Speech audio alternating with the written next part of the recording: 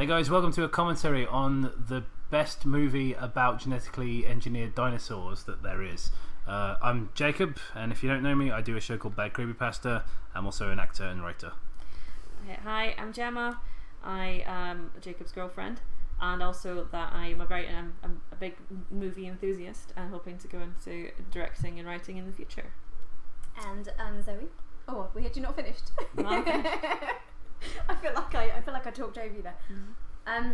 I'm Zoe. I'm an actor and writer and illustrator and singer on the side. I also have a YouTube channel, but nobody knows who I am yet. But hopefully that will change at some point in the future.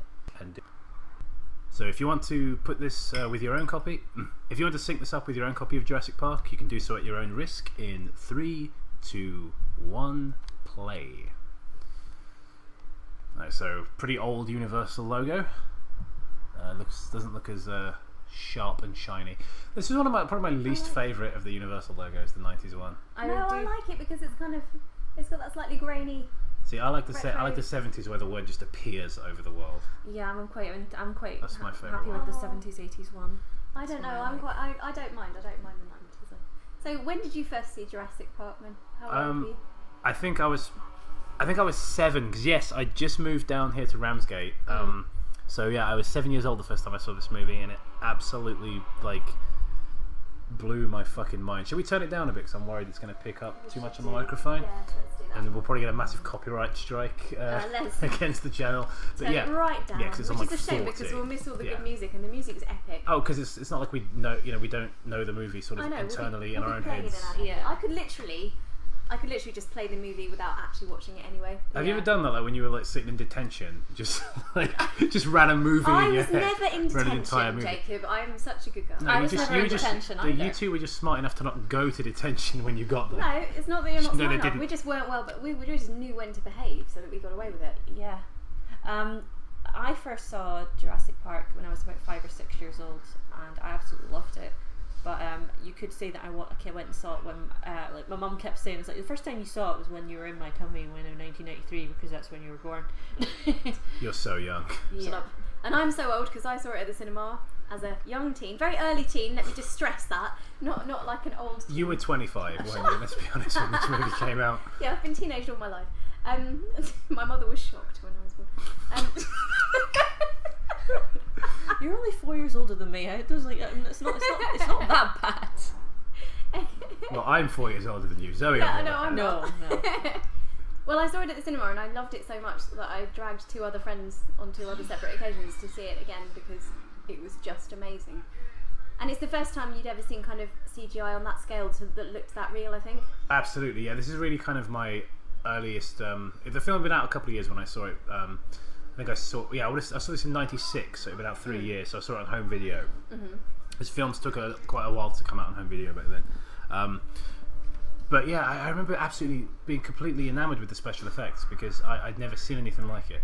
Yeah, it was just obviously the epic scene that we'll come to later, and it was just so terrifying because it was so bloody real. There's a lot. I tell you what, I love the way this film looks. Sorry to interrupt. Just the kind of the spotlights, the way. Without being heavy on lens flare, there's always light shining right at you in this film. Yes. Yeah, and it's enough to disorient you in the sense that it makes you actually feel like you're really part of the action. I've got to also say that on this TV and in Blu-ray it looks amazing. Yes, I mean this is my first experience watching it in Blu-ray. This is almost close enough to the cinematic experience to get me really excited all over again. Yeah. R.I.P. DVD. Sometimes I when I'm sitting around bored, and I say sometimes, I mean this is probably twice a week. It's far more than I should. I take my glasses off and I say DVD, and I put them on and say Blu-ray, DVD, Blu-ray, and do this for a half hour until I get a headache from the constant changing of size and blurriness of the world around me. Well, I mean that's one way to get your fix, I guess. Yeah, it certainly beats doing Pro Plus and drinking wine while.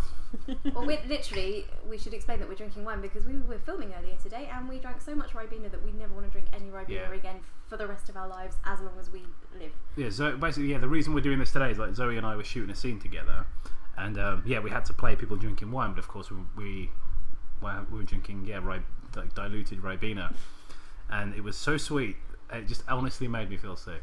But we got drunk anyway because of the sugar. We managed to get a line about Harambe into the script. I know, you were proud. I was very proud. Yeah, it was great. we worked Game of Thrones in there too, which like just made it epic, really. Well, anyway, let's get back to the brothers. So this guy, he had the lawyer character, Donald Gennaro. I don't know who operated it, but he had a Facebook page that was super popular ages ago. Where, like when the film had its re-release at the cinema. But I didn't go and see it because it was only playing in 3D, and 3D can suck a fuck. But I kind of wanted to. I don't remember why I didn't. I was probably ill. I know I hate 3D movies. But anyway, like he got a Facebook page, I remember, and I want you to explain that. Because of my eyesight, even with my glasses on, it looks to me, you know how it's supposed to be two images on top of each other, so it looks like one image is closer? Yes. But like, you know when you're a kid and you play with like construction paper to make like an ocean? So it's two things moving slightly differently to each other? That's how 3D looks to me. Okay, so you don't actually get the I don't get the full experience. It just kind of like wobbles a bit and makes me feel dizzy. Because I mean, I wear contacts, and I'm assuming that levels it out or something, because I've never had a problem with 3D, but I've never tried to watch it in my glasses. I despise 3D. I cannot watch it. Oh, okay. I'll have to try it in my glasses just to see if I get the same effect. I like my eyes are dragged because my left eye was damaged, which is why it's quite a lot smaller than the other one. Okay. But that's why I think it's part of the reason. Because my friend D, like his eyes, he's basically blind in one of his eyes. I don't know which eye. I can't remember. I haven't seen him in ages.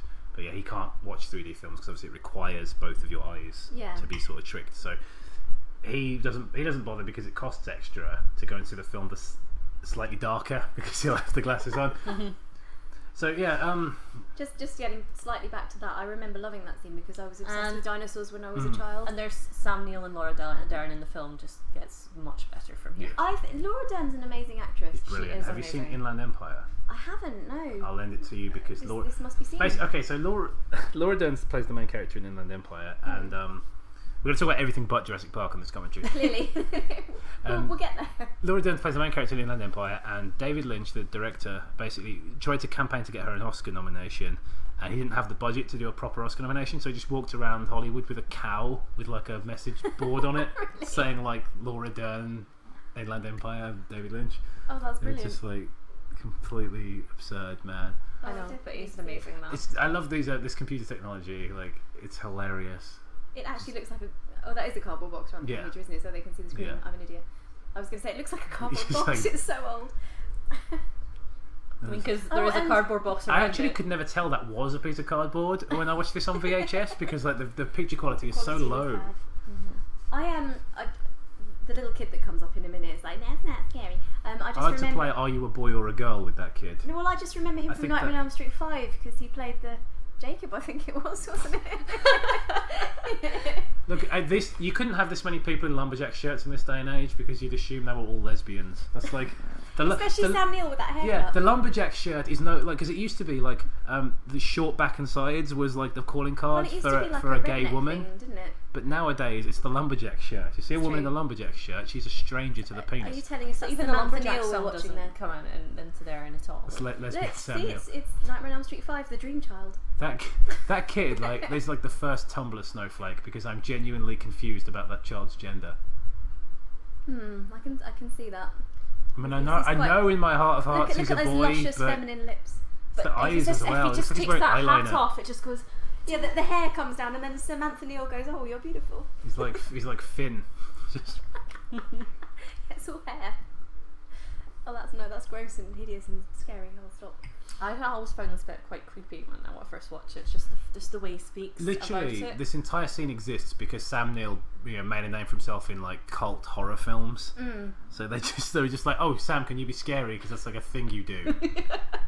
It's like yes. I liked him in Merlin as well. Oh, I think Merlin. He's the only good thing in Merlin, really, because it's kind of a cheesy like Miranda TV Richardson movie. was good too. Yeah, no, the cast were good, but what I mean is it was such a like cheesy TV movie. They did the best with what they had. Sam Neill, like you can tell even when he's got the makeup on and he's old with the eyes. You know it's Sam Neill. You do, it's true. I still need to see Merlin. I like how nobody puts a stop to this as well. He's just traumatising this kid, and everyone's standing there going, "Oh, it's Dr. Grant." So you couldn't actually winding up a kid again. Well, the poor kid's triggered now, isn't he? And he's going to have PTSD now for like 10 years, and have to have therapy and things. Joking aside, this could give a kid PTSD. But it's like pretending to like slice at him with an actual dinosaur claw. You know? Well, the thing is, the kid needed to know. The kid needed to. He needed to learn that, but that's the difference. He needed to learn respect. The society we live in today. We're not allowed to teach kids respect anymore. I know that he doesn't like well, not kids. I had a fight. I had a fight with a kid on Twitter, and not my proudest moment. It's like some teenagers, like 14, 15, and I was just like, "Oh, I'm just a child," and I was like, "Stop using that as an excuse to be a dick. It's not a get out of jail free card." But I stand by that. I do. Some smell. I love that baby smell. They've just got great chemistry, these two. And a lot of people say, "Oh, they seem too platonic." I'm like, no, that's just you because they're not cuddling each other the whole movie. Yeah, they don't have to be like utterly romantic just because you can tell they really care about each other. Yeah. Exactly, they're professional. Yeah. Not like us. We're drinking while we record.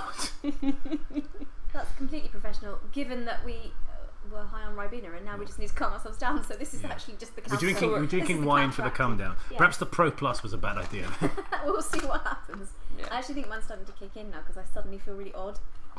It does. Like I found that like you feel a little bit weird and then you feel cool. Yeah, I feel like my brain's slightly fuzzy, if that's a thing.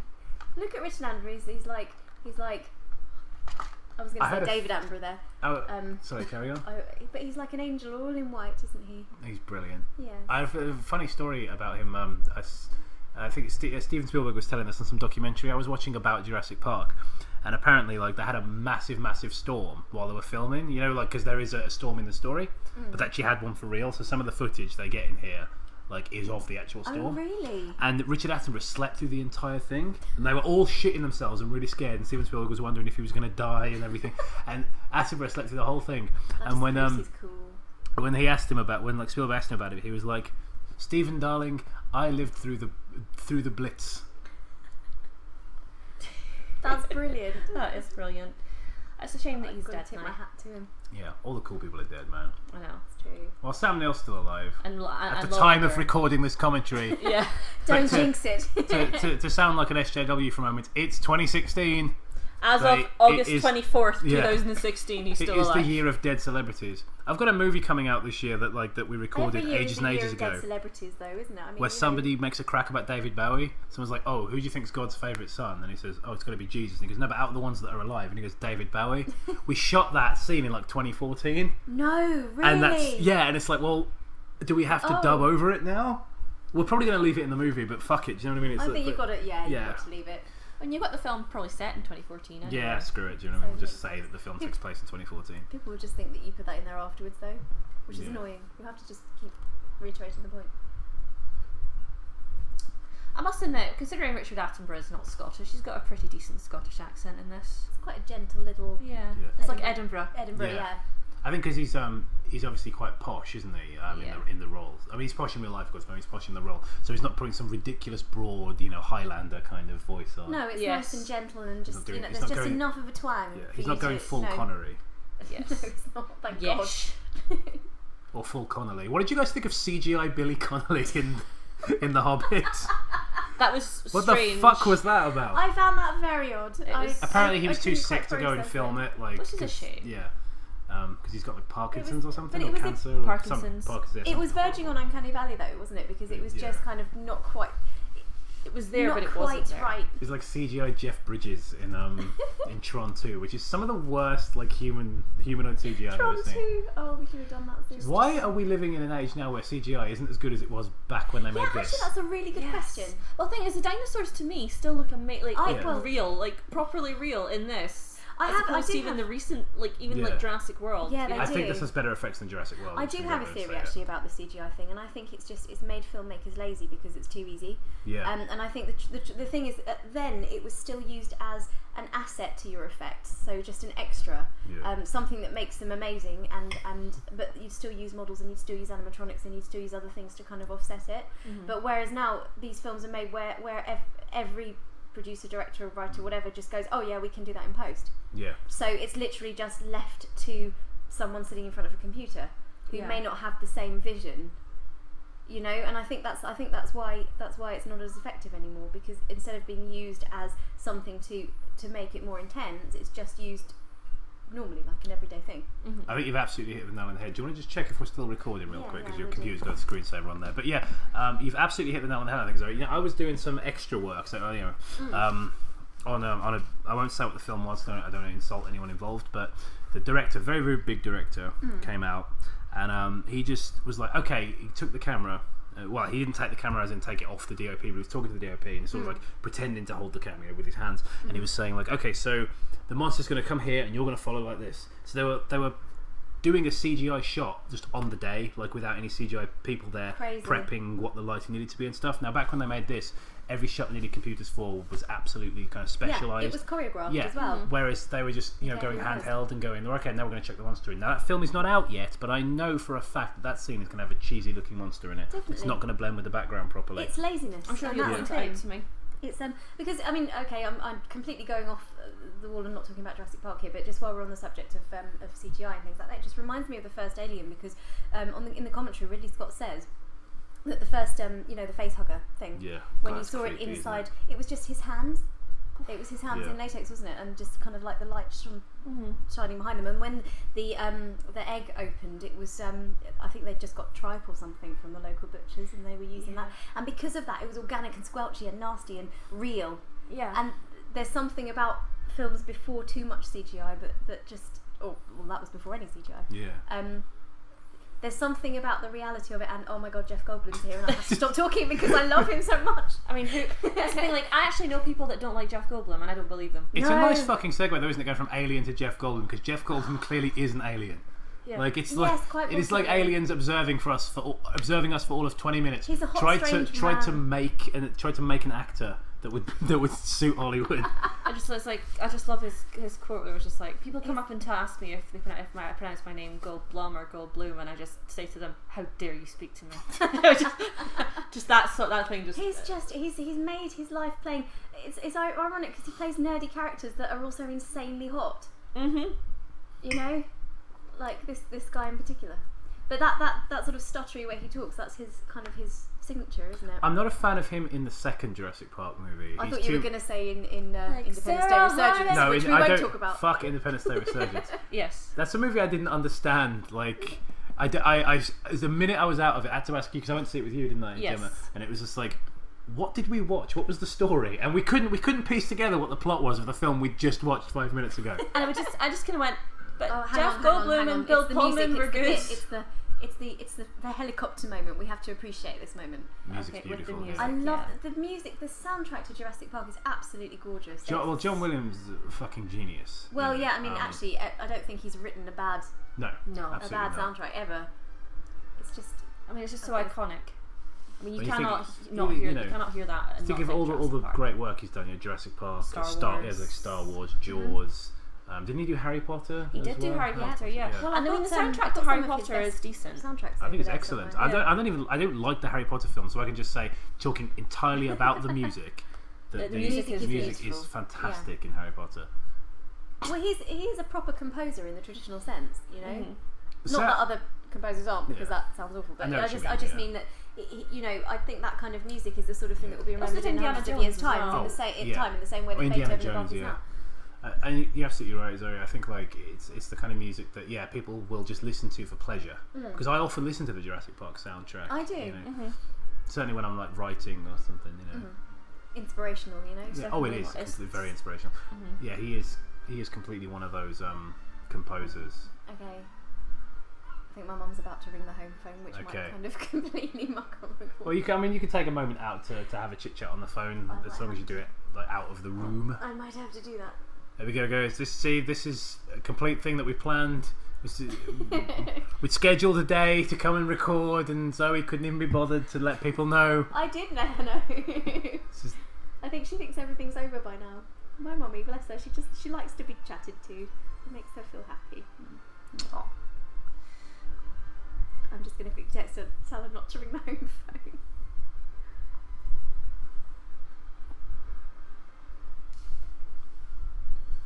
The sets are really nice in this as well. I think one of the problems I had with Jurassic World was it's a theme park without a theme. Was my issue. Yes. This looks dinosaur-y. You know, everything's very kind of safari themed, and lots of fossils, and very kind of, you know, very rustic almost.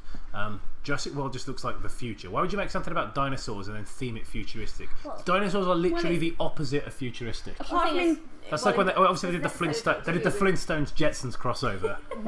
There's an episode of Doctor Who with dinosaurs on a spaceship. Yes, I know that. Well, when I saw, I mean, that's the thing. Like Jurassic World to me is like, well, like having been at Universal Studios, they basically just did Universal Studios, and like just made it dinosaur related in the sense that they just took all the kind of like the, you know, the city walk with all the kind of the city walk, yeah, where they cook all the like Chinese. I was just thinking that is that the Chinese restaurant? No, they took an independent Chinese restaurant and takeaway, and they built this giant walk in the middle of the city. City walk, right? Okay. It just sounds like you're saying walk in a different way. It just sounded deeper. The city walk. Yeah, just city walk. Anywho, I love this bit. I do hold that thought, but you have to just watch whether, because the amazement that you see on their faces is exactly what you feel when you look at it. Well, that's the difference between, and you know, again to talk about the fourth one a little bit. Look, I'll be honest. Chris Pratt's not a bad actor, right? But he's not a movie star like these guys are. No. You know, there's something so, just amazingly natural about the way they're looking there. yeah, I That mean, you absolutely feel you're seeing what we're seeing. They're seeing what we're seeing. Yeah.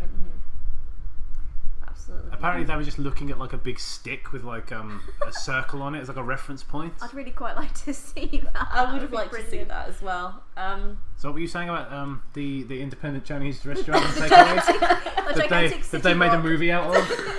They put Like, all the city's noodles. That sounds really boring. Well, basically, was it just a gigantic Jamie Oliver in the middle of the city, kind of tossing noodles in the wok? Sounds a bit rude. Indeed, it does. Well, basically, if you look at like the entrance to Universal Studios, it's got like they've got all their product placement, like stores and everything on the way into where all the parks are, and that's basically what they've done, except just made it like Jurassic Park, and then they've got like that giant crocodile with like that's pretty much like Shamu. I like this and all bit that when stuff. I remember being in the cinema and it felt like the cinema moved when it jumped back down. I'm sorry I keep interrupting and going back to the film, but carry on. I know. It's almost like we're doing a special commentary on this movie, isn't it? I know, that's pretty much strange. just, I'm sorry I keep ruining it. So that's just pretty much like what Jurassic World looks like to me, and it doesn't make any sense.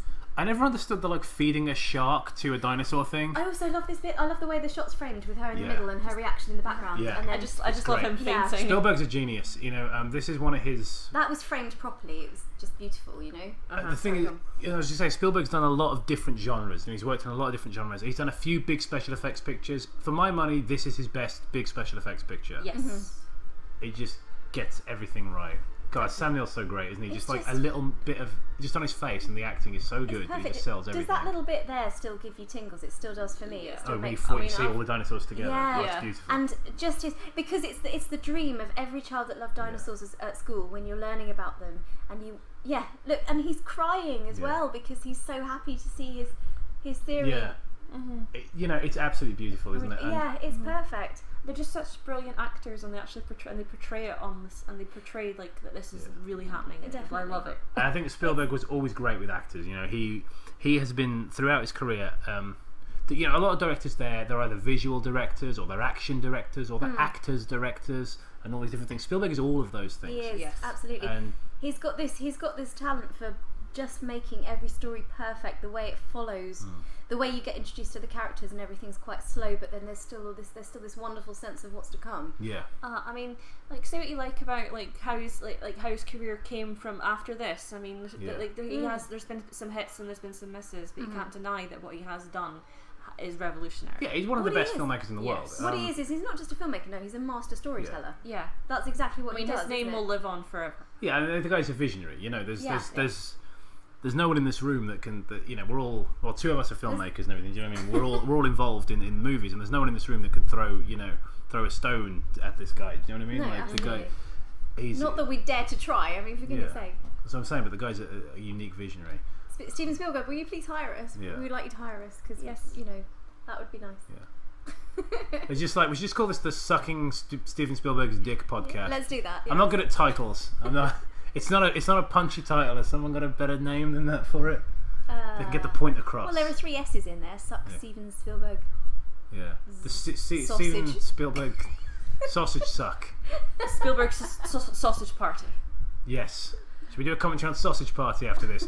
Just go from one seminal, timeless classic to another. Yes, absolutely. I think they're both I held in the was- same high regard. When I was younger, I was completely in awe of this because I actually thought this was really happening. Yeah, and I was it's like, so great. like with the pricking of the finger, and Yeah, I was like, it's oh my so god, good. is that what technology is going to be Yeah. like in the future? I just remember thinking that this was an amazing ride and I wanted to go on it. I think it's fun how like clinical everything is at first, and how they make, because you have all the awe and everything, and now they make the theme park seem a little boring because you're seeing kind of behind the scenes of it. And then Yeah. some And other they- little cartoon Yeah, thing. they do it in such a sort of matter-of-fact way that it's almost dull. Yeah, because It's something like- you're back at school. Yeah, it's kind like of thing. real edutainment, isn't it? Like, Yes, it reminds me of it's those kind of like not Open University, but like those those educational videos they used to Yeah. show you at school. You know, when they'd like kind of, well, maybe I'm older than you guys and it's not the same thing, but then when they'd wheel the TV on Yeah, a no, stand, absolutely, yeah. and plug it in, and you just knew Yeah. you were in for a boring time. I used to love those I educational videos. liked it because it meant I didn't have to write anything. I used to be really excited about the educational. Oh god, do you guys videos, remember those so. books? I don't know if they were before your time, I Zoe, love the but fact this is when you watch this in the cinema. This is genuine like animation on a massive screen Yeah. as well. It's just suddenly really bizarre. yeah, because And that's obviously stock footage and as there's well. like really kind of Yeah. it's like really like low resolution footage compared to Yeah. the rest of the film. Like it looks really cheap. Mm-hmm. And I love that about it. It's brilliant. But it doesn't look like a Disney film. You know, they have like, it looks like an educational video, Yes. Yeah, and that's really great. I love that. It's perfect. Like this here, like how grainy this footage is of him, like. And You he know, looks quite with the excited, drill. doesn't it? I've never actually looked at his face before. I like looking at extras actually, Yeah. I and do, seeing which of yeah. them like. I've done it more since I've been Yeah. involved, because when I was doing more kind of stage work, it wasn't really a thing that I Yeah. thought about. And when I started doing more sort of filming, you start noticing what people do all the time in the background. Yeah. I Sometimes it's hilarious. I tend to like, since I've been wanting to, I want to go into like directing and stuff like that. I mean, I'm kind of noticed kind of like more about the kind of the way the camera looks and the kind of the shots that they do, and that's something I've noticed more so than when I used to watch films when I was younger. I Like, went I through just- like a stage of that in college when we first started sort of learning how, when we first did media and started learning how films were made and how it worked.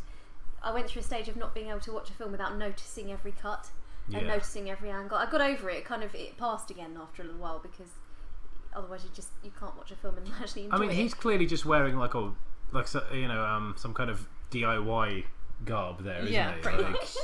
there's clearly no virtual kind of display on it. There was no excuse for that. No, like considering the that's budget true. of this film. Yeah. You know what's interesting? It feels like real science that you're watching, doesn't it? It really does. Yeah, and considering it's such nonsense as It well. really like- is. There's nothing scientifically sound about it whatsoever. I just love how they're all really surprised when it starts to move. They're just like, Sounded like what Jim is this? Broadbent just then. I've never noticed that before. That extra really like Jim Broadbent. I love Like Jim walking Broadbent. down. I do. Oh, as he's well. a really good actor. Maybe it was Jim Broadbent, just the weirdest cameo of all time. That would be brilliant if so. I kind of want that to be true. I'm going to pretend that's true. Yeah, that's canon now. It's an uncredited cameo by Jim Broadbent. Yeah, that's what the fuck I was talking about. Right, those textbooks that were really lame and full of like puns, and like they were supposed to be like cool, and there was a guy with like a baseball cap on them. I remember Yes, that. I But- and remember he always everything that was good. He always said was ace. Yes. Yeah, He was and like, then there get would some be a more thumbs ace. up Yeah, thing. get some more ace textbooks from whatever the fuck the company was called. Was it TJ? Yeah, it was at the very. It was like Oh, I don't the remember. penultimate page. It used to Yeah. have him with the little speech bubble, Yeah, standing there going, "Yeah." and like I remember. you know, every They've been time. around for years. Every time you like read another page, you'd fall a little bit further from God's light. You know. The thing is, like, That's you 'cause it was you teaching see the way English. you say ace. When I used to live in the northeast of Scotland, that was something that you would describe something as ace. Just Yeah. like, oh, that's ace. because we were strange people. Oh. Scotland reminds me, because I was thinking about this, because while I was in Scotland, for those of you who are listening to this from outside the British Isles, you might not know this. We have the same currency, because we are all in Great Britain, we all have the same currency, but they've got their own versions of the pound notes. Which look a bit odd. In Scotland. And they're legal tender here in England, and we can use ours there and everything like that, so it's pointless having them. Exactly. They just have them so they've got their own. And Scotland they just have them literally so that every single shopkeeper in England, when you bring the notes back, when you have to, they look at you suspiciously like you've just handed them Monopoly money. Yeah. Basically. That's how they exist. But what Scotland reminds me of is, like when you're a teenager and you get like, you move into the attic for a bit and you got your own apartment with your own fridge, but it's still neither did I. But a lot of people do. I moved into the basement for a little while, but that's a lot more pathetic. How many people are actually living in attics right now? Right now. I want to know. Leave a comment. Okay, let me get this goddamn analogy out so we can talk about how great these animatronic effects are. Can we talk about the cute little dinosaur because it's cute and it's lovely so and it's cute. I want to talk about how good this puppetry is. It's a little bit like the mini. We've just been watching Game of Thrones, so it's a kind of little bit like the mini dragon. Except this looks a lot more real than the mini dragon. It actually does. So, if I may finish the analogy, right? So, Scotland reminds me of those teenagers. They move into like the attic or the basement or wherever, and they've got their own fridge and their own TV, and like their fridge is better than the big fridge downstairs because it's just got soda in it. That's what Scotland reminds me of that, but like a whole country. Like a whole country has that attitude. It's like it's the same. It's connected to the same banks, but it's better because it's ours. And we've got haggis. Yeah. Maybe. Basically, they're like a nation of teenagers, is what I'm getting at. Shocking. So we're telling you're a teenager, Gemma. You just haven't grown up yet. I mean, for goodness sake. They are, I think communists I did. That's the thing. Like I did say, I defected. You did. That's true. I defected. So we'll have to allow you that. That's the thing. Like I'm definitely not a teenager. I think one of the worst moments in this entire film has already been and gone. But it's like when they first walk in and Laura Dern goes, "It's turning the eggs." Thank you, Captain Obvious. Like, who are you saying that for? Is there like a? Is there a blind person in the room that we didn't get to see? And there's BD Wong, because things like because like I was thinking, is that BD Wong? Yeah, it's BD Wong. I was not thinking it, but I'm going to pretend I was just to be cool. They're talking about the actor BD Wong, who teens think is a very big deal. When things are not NBD, it means it's not a big deal. I love watching films from like sort of 10, 20 years ago and noticing extras that have become famous since. Yeah. I think it's like BD Wong was the only person really that was in the new film, the Jurassic World one. So. Oh yeah, that's true. It's the same character. Well, he doesn't survive in the book, does he? No, he doesn't. No. No, so he's got a lot more of a part to play in the book, but he doesn't survive. Mind you, it's a very different story. Here's where we have the Velociraptor. Yeah. Get a little bit of a horror there. Yeah. He realises what you he's possibly shouldn't have done that. Oh, look at Sam Neill's fucking face. Look at him. What a genius. I know. He is really creepy though, isn't he? But okay. It's been said before, it's been said again, I'm just going to say it now, but the secret too, when you see great acting, it's not speech. Yeah. No, it's the facial expressions. Exactly. You can see it in the tiniest movement of the eyes. Well, isn't it like the old adage, isn't it? The secret to acting is reacting, and Sam Neill's the king of reactions. He always just gets it just right. Whatever he's being told, he just manages to. But I think all of them do it. And look at the way that's staged, the way they're all standing. It's completely natural, and yet it's completely staged so that you can see all of their faces. There's a scene coming up soon. I'll point it out, but I actually used it when I was teaching. Film studies to a group of BTEC students. And a bunch of hopeless teenagers, But no, they're very nice. Living in attics. Yeah, absolutely. Yeah, living in attics and likening themselves to the Scottish. And loving their little fridges. Yeah. But that was like, in my mind, there was a really good analogy there, but I was trying to rush through it to talk about the puppetry, and it never came out properly. There was an attempt. I do apologise, but I just had to go for the fact that we're watching this with subtitles on, and that the subtitle just went up there with the cow saying "mooing in fear." What does a mooing fear sound like? How do they know the cows are... Can cows even feel afraid? Like, they're really stupid. What does a fearful moo sound like, though? Apparently what the cow did when... Well, we couldn't hear it because the subtitles. But yeah. Oh, Muldoon. I think he would have been... I love his shorts. I think if he'd have it's like a cool poster. If he'd have lived longer, he'd have been a really big star, I think. Yeah. He'd have been at where like Ian McKellen and Patrick Stewart are now. I agree, because he absolutely deserved to be. It's Bob Peck, isn't it? Yeah, Bob Peck. Well, that's the thing. Like those shorts, though. Can we talk about the shorts just for a minute? They're indecent, aren't they? I mean, those shorts, they are literally almost pornographic. Yeah. I'm quite a fan of. I'm quite a fan of Laura Dern's shorts. Leg up to be at Sam fair. Neill there. I'm a fan of everyone's shorts in this movie. It's a shorts movie. Like, I mean, It's that's a something like, shorts movie. yeah, look at his, his tag says I'm all business, but the shorts tell a different story. And also, don't there's a little cheeky bit of underside of leg showing. Yeah, I mean, it's like, and he's flirtily, putting his ladies. leg up. Yeah. It's like Samantha Mr. Neill, Grant, I'm here like for Dr. Grant, even actually. and it's quite high waisted as well. They're quite tight. I think he's a bit of a slut, to be honest. Those are sluttish shorts. I was like, well, Dr. Malcolm doesn't look very impressed. No, he's looking at the legs and thinking, well, you shouldn't be showing those off. I can't control myself. Excuse me, I'm wearing the leather here. He's actually just thinking, like, you don't shave your legs? Like, are you some kind of freak? There's a guy at our work, right, who shaves his legs, and my colleague, right, I'm ashamed at how weird I find has been giving him a hard time about it so much that he started growing his leg hair back. Does he swim? No, he rows though. Oh, because I thought it was like a streamlined. No, thing. he's Swimmers a part-time model, but he's had to keep his normal job. He's a part-time model. Yeah. Oh my god, there's a song This there. is the scene, by the way. Scene. This is the scene that I used to talk about filming a script, like how to write a script and then film it like properly. Yeah. I used this scene for how to actually stage a scene of dialogue, and it was a really it gets everything right. They cut each other off at just the right points without sort of everyone talking over each other. It's really perfect. I always thought that the food that they had was so disgusting looking. It looks gross, doesn't it? But yeah, it's amazing the way all the cuts, all the shots, all the over-the-shoulder shots and things like that. All the spotlight stuff as well. They would have had to rehearse this to very minutely to get it exactly right. I mean, I'm just going by our experience earlier when we were just ad-libbing like crazy, and that's gonna be a nightmare to edit that film. That's so much shot. Steven Spielberg would have hated us for that today because Steven Spielberg would not have allowed that. No, he would not have. No, that's true. But it was my script and we were allowed to. Yeah, we were having a good time. But the guy who shaves his legs, right?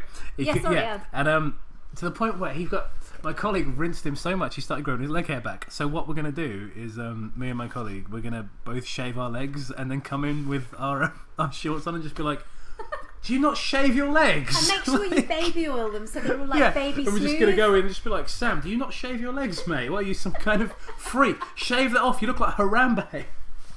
I must admit, I'm going to take a little bit of getting used to when you shave your legs, I must admit.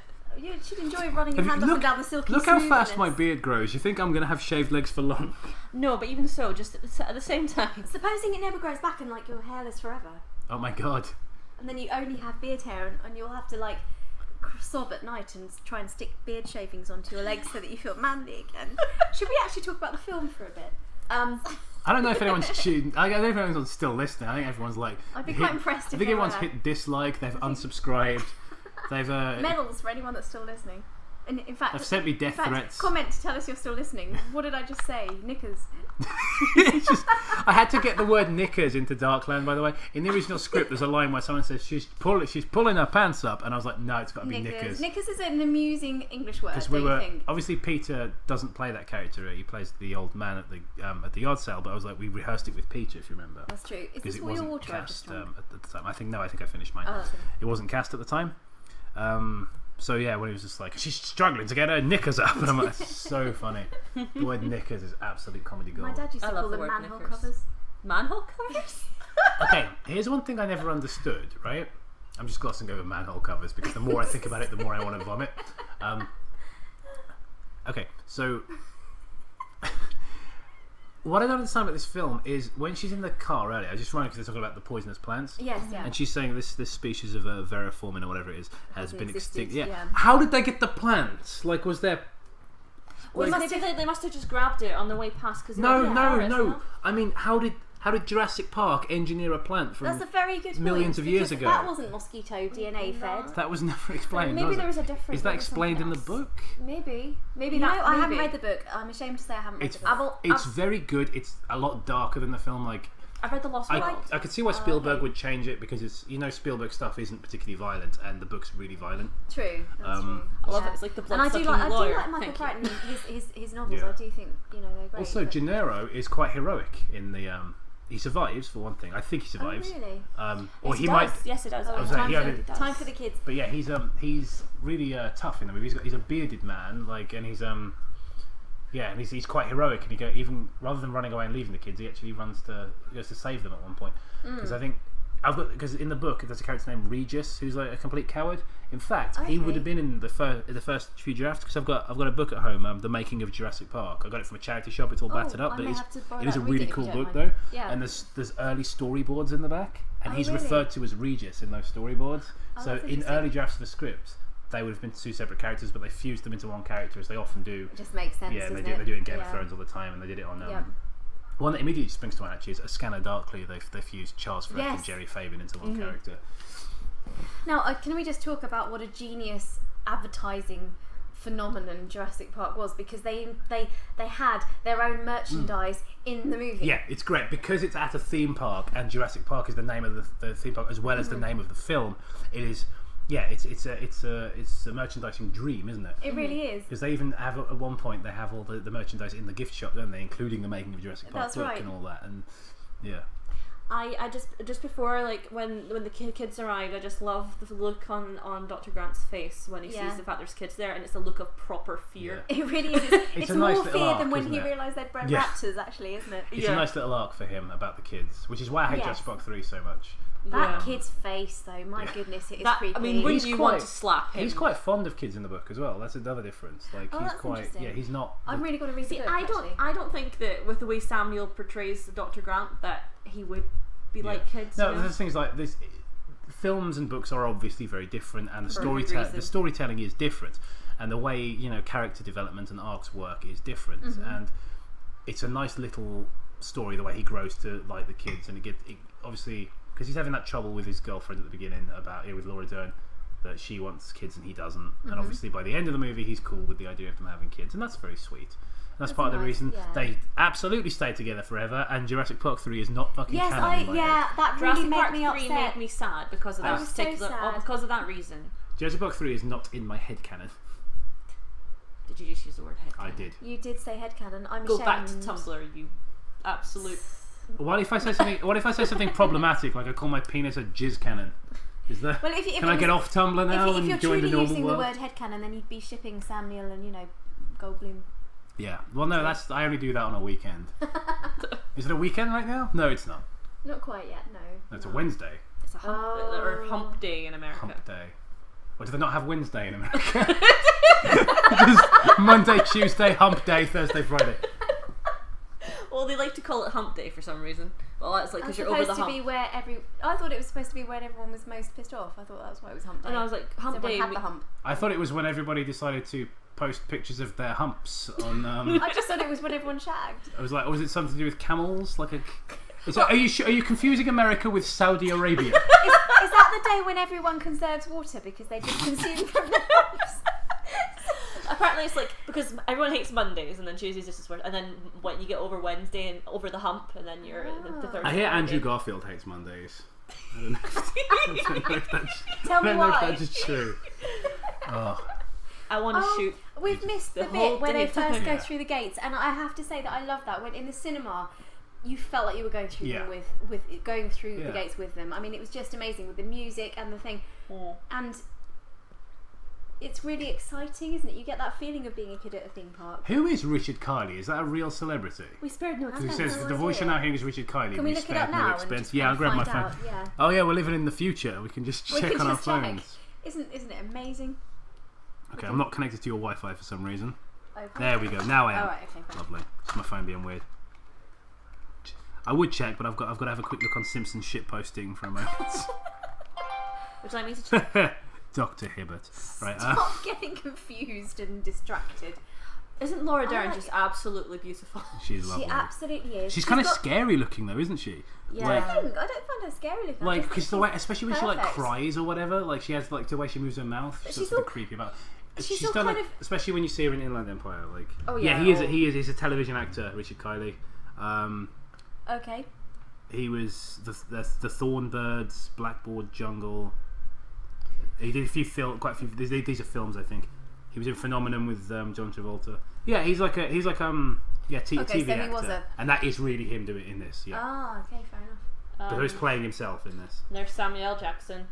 I know. Samuel Jackson in a really small role. Yeah. But if you look at it, just incredibly cool. Yeah. Mind you, this couldn't is turn off the pre cool. Pulp Fiction, isn't it? Mm-hmm. It is. Yeah, Yeah. so It was.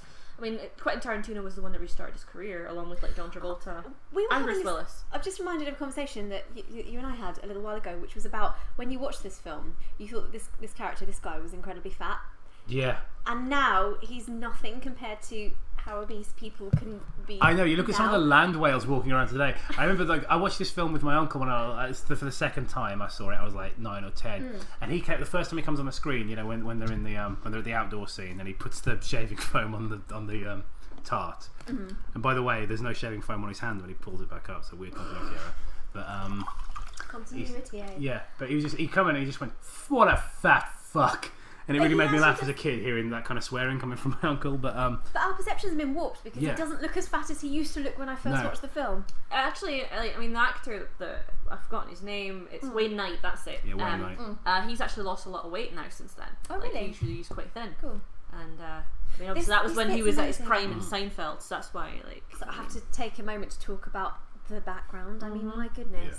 it's so this is all real, right? It's not matte paintings. Exactly. Or anything. No. I don't think that's paint. That's And painting. it's beautiful, and the sound, even the ambient noise, you know, it makes you feel like you're really there. It makes you feel like every sort of theme park summery kind of foreign holiday you've been on. You know, it captures that feeling. Yeah, and obviously this isn't Spielberg that's done it himself, but the name Spielberg, I think that gets all of the best people to come and work on the film. If you want the best sound designers and the best composer and the best special effects and artists, the best location the name scouts Spielberg attached to the movie is going to get those people on board. Oh, most True. definitely. I was just trying to look at the filming locations. It was like filmed in Dominican Republic, Costa Rica. You can feel that. You feel the kind of there's that tropic feel about it and about the sound, isn't there? That's a Oh, nice actually, shot. Actually, like that's the- almost like a western, isn't it? Yeah, it is. Like And Hawaii. And the focus pull depending on who's talking as well. Very nice. A lot of Hawaii, Dominican, pretty much Hawaii and the Caribbean. I like the way they both look at her at this point as well. It's really The thing is, funny. he's like intrigued and he's just smiling. It's like, oh, this came out actually on my son's birthday, the year I was born. That's really cool. Aww. Does everyone remember going, oh no, the poor goat, and Yes. panicking about its fate? Mm-hmm. I was like, oh no. I don't, because I think goats are creepy. Only when if you've seen the internet thing where they shout in human Yeah. voices, that's just really weird. I think that's when they're possessed by demons. So yeah, it's like a normal They thing. are do. demons, isn't that the whole point? I mean, You never all- had lamb chops? Back when vegetarianism was like a weird thing that nobody had heard of. Yeah, well now it's like, I happen to be a vegan. Yeah. Yeah, actually, if she'd have been a vegan, it would have been like, hi, I'm Dr. Grant. Hi, I'm a vegan. What's your name? Oh, I don't know. I don't know. I'm vegan. I'm noticing it more and more. That's like a painting. That little shot with their faces in the car window, they were framed perfectly. Yeah. So the problem with doing a commentary on a really, really great movie is all you're going to do is talk about how brilliant it is. That's true. We won't It's go, very difficult this to is shit. yeah, it's very difficult to pick problems with it. Which is why I'm kind of excited about doing potentially doing Batman later, because while it is a good film, there's a lot to talk about We'll that's have warmed wrong up then. about it. We'll be so ready to critique because Yeah. we've just seen perfection. Just we'll have to make it compare to this, which is totally unfair, I like especially this depending on the massive budgetary Oh difference. yeah, when he's going, hello. And then he's just like, I really hate Batman. Just And Richard that's so Attenborough is natural so as well. good. I mean, if you think about it, it's one of the, when as an actor when you're presented with a script and it's so flat on the page, so when you first read it, it's just like, how the hell am I going to bring this to life? Because it just feels like, a good script is lovely to read anyway, but it still feels flat. And you know that if you ever kind of look at published scripts of things that you've already seen, you can see the difference when you read through it. It just feels kind of nothing. And it's whenever you have something to do like talking to yourself. Okay. I don't know about you, but I get this kind of sense of horror about how I'm going to have to make that seem natural. Oh god, yeah. And Richard Attenborough just does it. Well, it's that kind of line. It is a flat line, isn't it? Yeah, Like, it's one of those. I really hate that, man. If you saw that written, you'd be like, how the hell am I going to say that and make it sound But that's good? the difference between your average drama student and Richard Attenborough, though. Do you know? It's true. Like he's one of those actors. He just finds the exact right note. And you don't necessarily have to be a good actor to find what I could like to call the right note. You know. No, that's true. You just need a good collaboration. I mean, Schwarzenegger and James Cameron always had that. You know, Yes, they always they do. found that right place. Even in like not even films like True Lies, which is not their best collaboration, it's still. I'm just going to interrupt you to go back to this bit because it's hot. I think it's creepy. No, it's hot. I found it hot. I've always found that bit hot, and maybe it's because it's Jeff Goldblum. I think if I just anyone think else was doing like it he's hitting on somebody else's girlfriend and everything and in it's front just of them, Yeah, okay, that's it's true, kind of that's fairly bold. creepy. Like I'll give it. Mind you, he doesn't know, does he? He's Doesn't know they're completely together. oblivious, though, isn't he? I liked that bit as well. Yeah. And I like this bit. I think it's weird, like how he's like And now I'm here he's talking to talking these to to these There's you know another example. talk to these scientists. Now I have to say that like you don't just get a degree like a simple like bachelor's degree to be a paleontologist. It's a big job, right? it is, yeah. So they don't know about chaos theory. That's completely ridiculous. I know, Of like course obviously they they're would. not dealing with like well, I don't know. I don't really understand chaos theory. What is it? Theoretical physics or something like Probability and stuff Math. like that? Yeah, that. it's mathematics, isn't it? I mean, it's basically about how everything is like related But to entropy. it's the kind of it's about stuff how you everything need. falls apart Yeah, over time. it's the kind of stuff you need for any kind of science Yeah. qualification, though. You know, you need to a grounding in all major sciences. Yeah, that's the thing. You don't just go and study your speciality from Yeah. the beginning. You've got to study science as a general subject. So you do kind of. There's all these crossovers.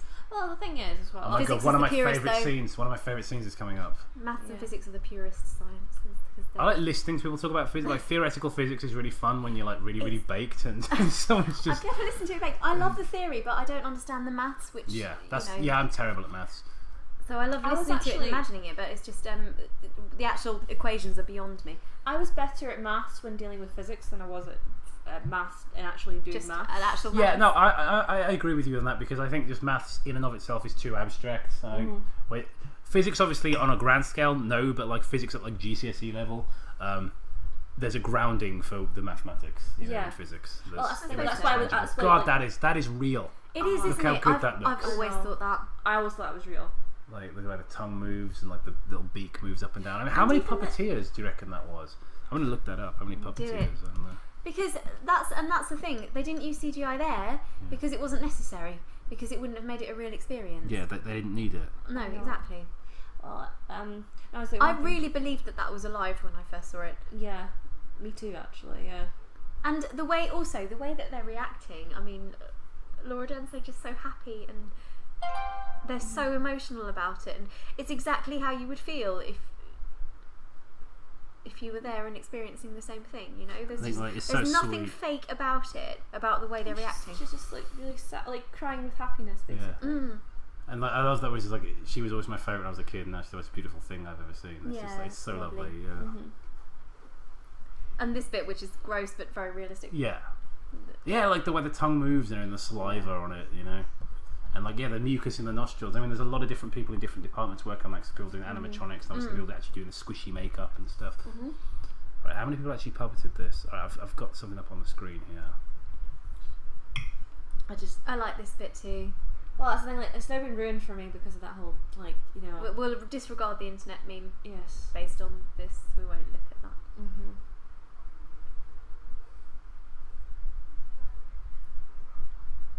Okay, it doesn't actually say. It's just like a bunch of YouTube, like embedded YouTube videos, unfortunately. But here we go. There's like a picture though with a lot of people next to the 1, 2, 3, 4.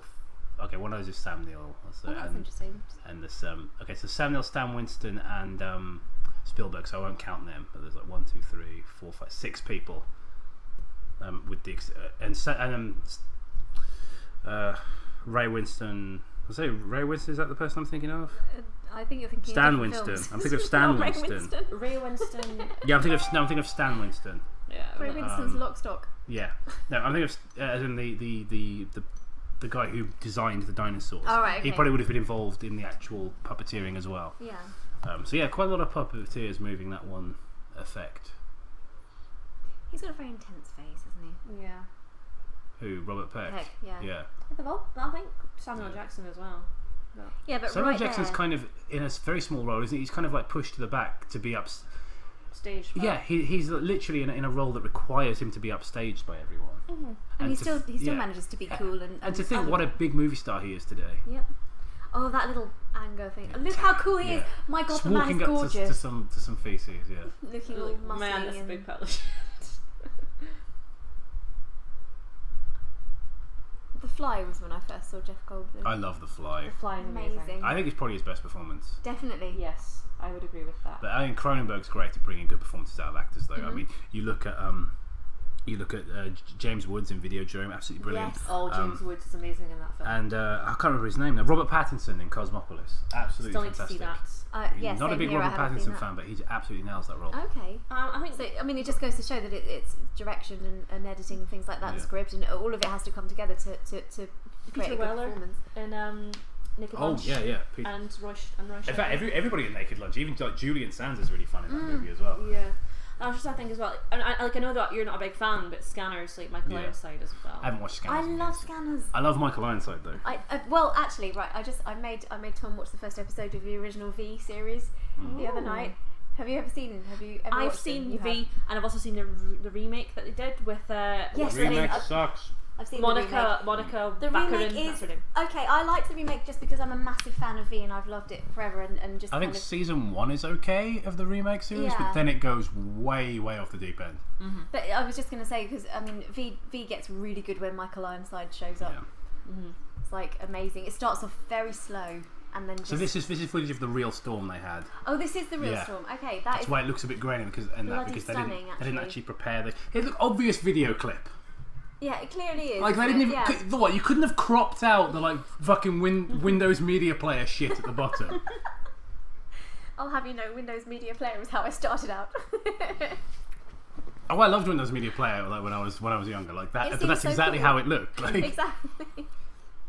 Like Wayne Knight is actually there's no bad actor in this movie. Yeah, everyone just nails it. There really isn't. Really good. I like the reference to this we were watching BoJack Horseman the other day, and which I still haven't seen. They were talking about like available. There was basically an agency had shut down. Well, no, an agent had died, hadn't they? A famous agent. Mm-hmm. Like, okay, all his clients that were up for grabs. These are all the ones that have been taken. There's only one left, and it was like a list of people, and it was Sam Neill, Laura Dern, Jeff Goldblum, Samuel Jackson, and Wayne Knight, and Mr. Peanut Butter, and everyone was crossed off except Mr. Peanut Butter. And I was like, it took me a moment to realise it was just the cast of Jurassic Park. I was like, what a weird joke. Like, yeah, but the people that get it, points to them. I mean, I like those supercomputers, the way they're constantly twiddling like that. I don't know what they're called, but they are like an actual, apparently a real supercomputer that exists that looks like that. It's interesting how, I mean, obviously that looks dated, but it also looks like a modern computer with massive loads of viruses on it. Yeah. That's exactly what happens. I don't really get viruses on my computer. I don't watch anywhere near as much pornography as you do, Zoe. Not. So. Yeah, I mean, obviously it's right. Then again, I'm a lot less lonely than you are. It's true. So I mean, I'm watching it 24/7 basically. So I'm on constant guard against viruses. So this is something that I think that they missed out with with the second film is that he says he has 3 kids, right? Yeah. Whereas in the second film, he only has the one. Yes, that's true. Well, I don't think it's implied that that's his only kid, though, is it? I know it's not implied, but again, it's not something that it's just something that, especially the fact that the kid has obviously got 2 black parents. Yeah, the kid doesn't look mixed race at all. That's true. Like that, I know you do get very, very dark mixed race people, but she clearly has 2 black parents. And and Jeff there's Goldblum, suspending disbelief, and he's got a tan, but he's not a different race. Yes, like he's Jewish, which basically like white but with very dark hair, Yeah. That could describe all of us.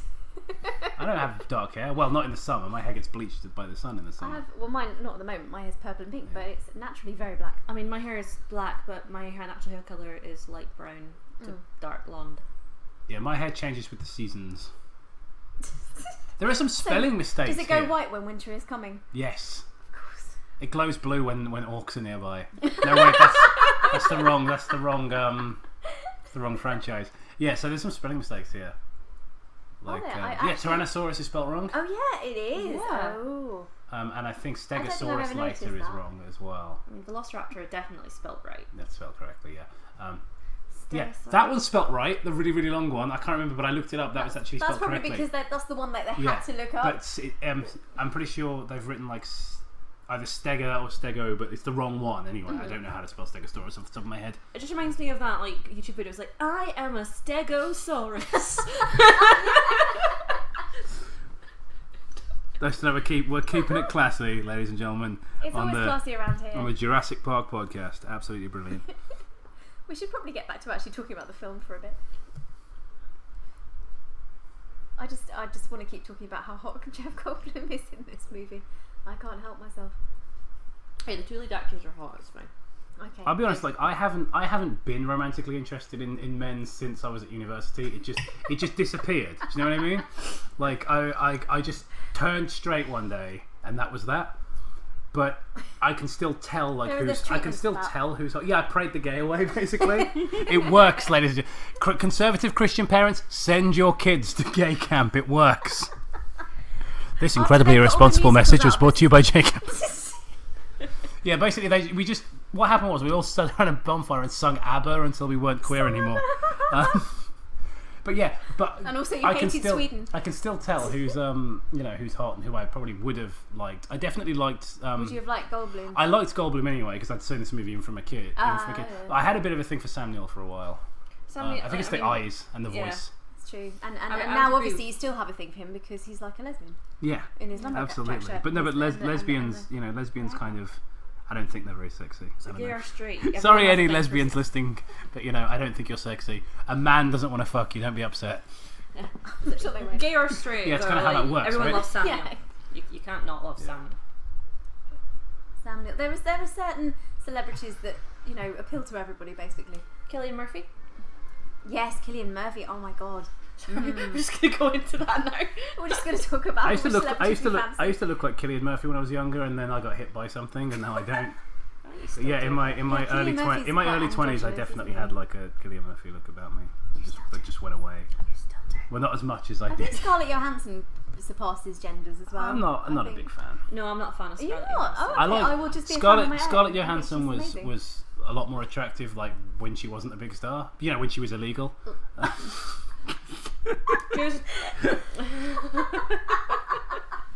quite like Kate Beckinsale.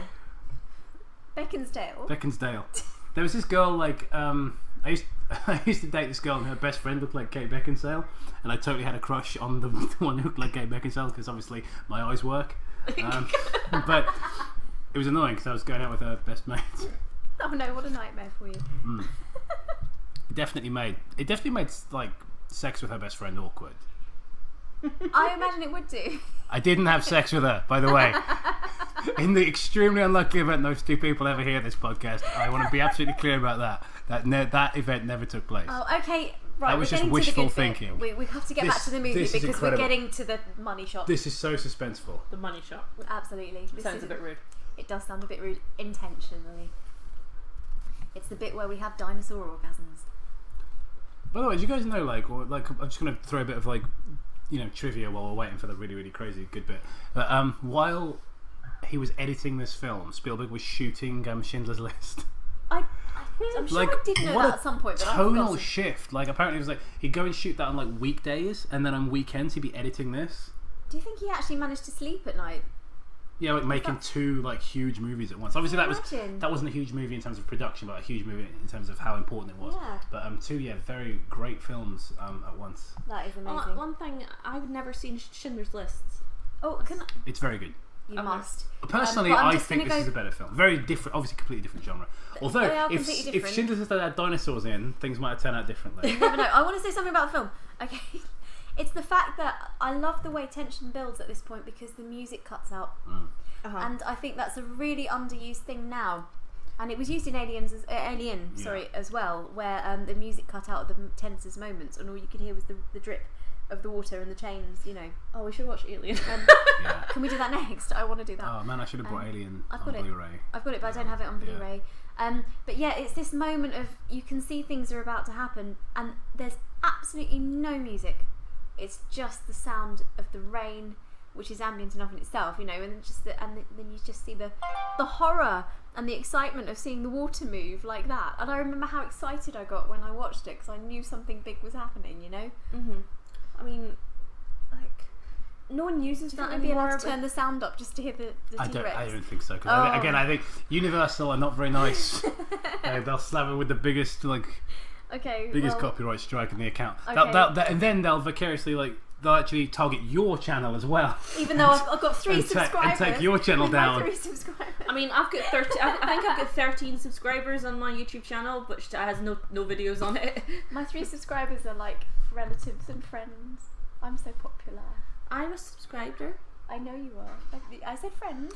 Oh my god! This is the first time we see the Tyrannosaurus, yes, right? It's amazing. Absolutely perfect. Get the claw. Even that. So that gives you an idea of how big it is, and then Yes. we get the head here. This is almost like the shark in Jaws, the reveal. That is, and I'm still getting tingles now. I'm still getting that feeling of the hairs at the back of my neck standing That on is a end. perfect piece of puppetry, isn't it? Like it looks, the way the eyes blink and the eyes move, and in fact, I used to have nightmares about seeing that appearing in my house, and it's sort of like coming for it me. looks sentient. It looks like it's thinking. Yes, it and that's does. absolutely incredible. Yes, absolutely. There's a ride at Universal Studios because they have a Jurassic Park kind of centre. That's a great ride.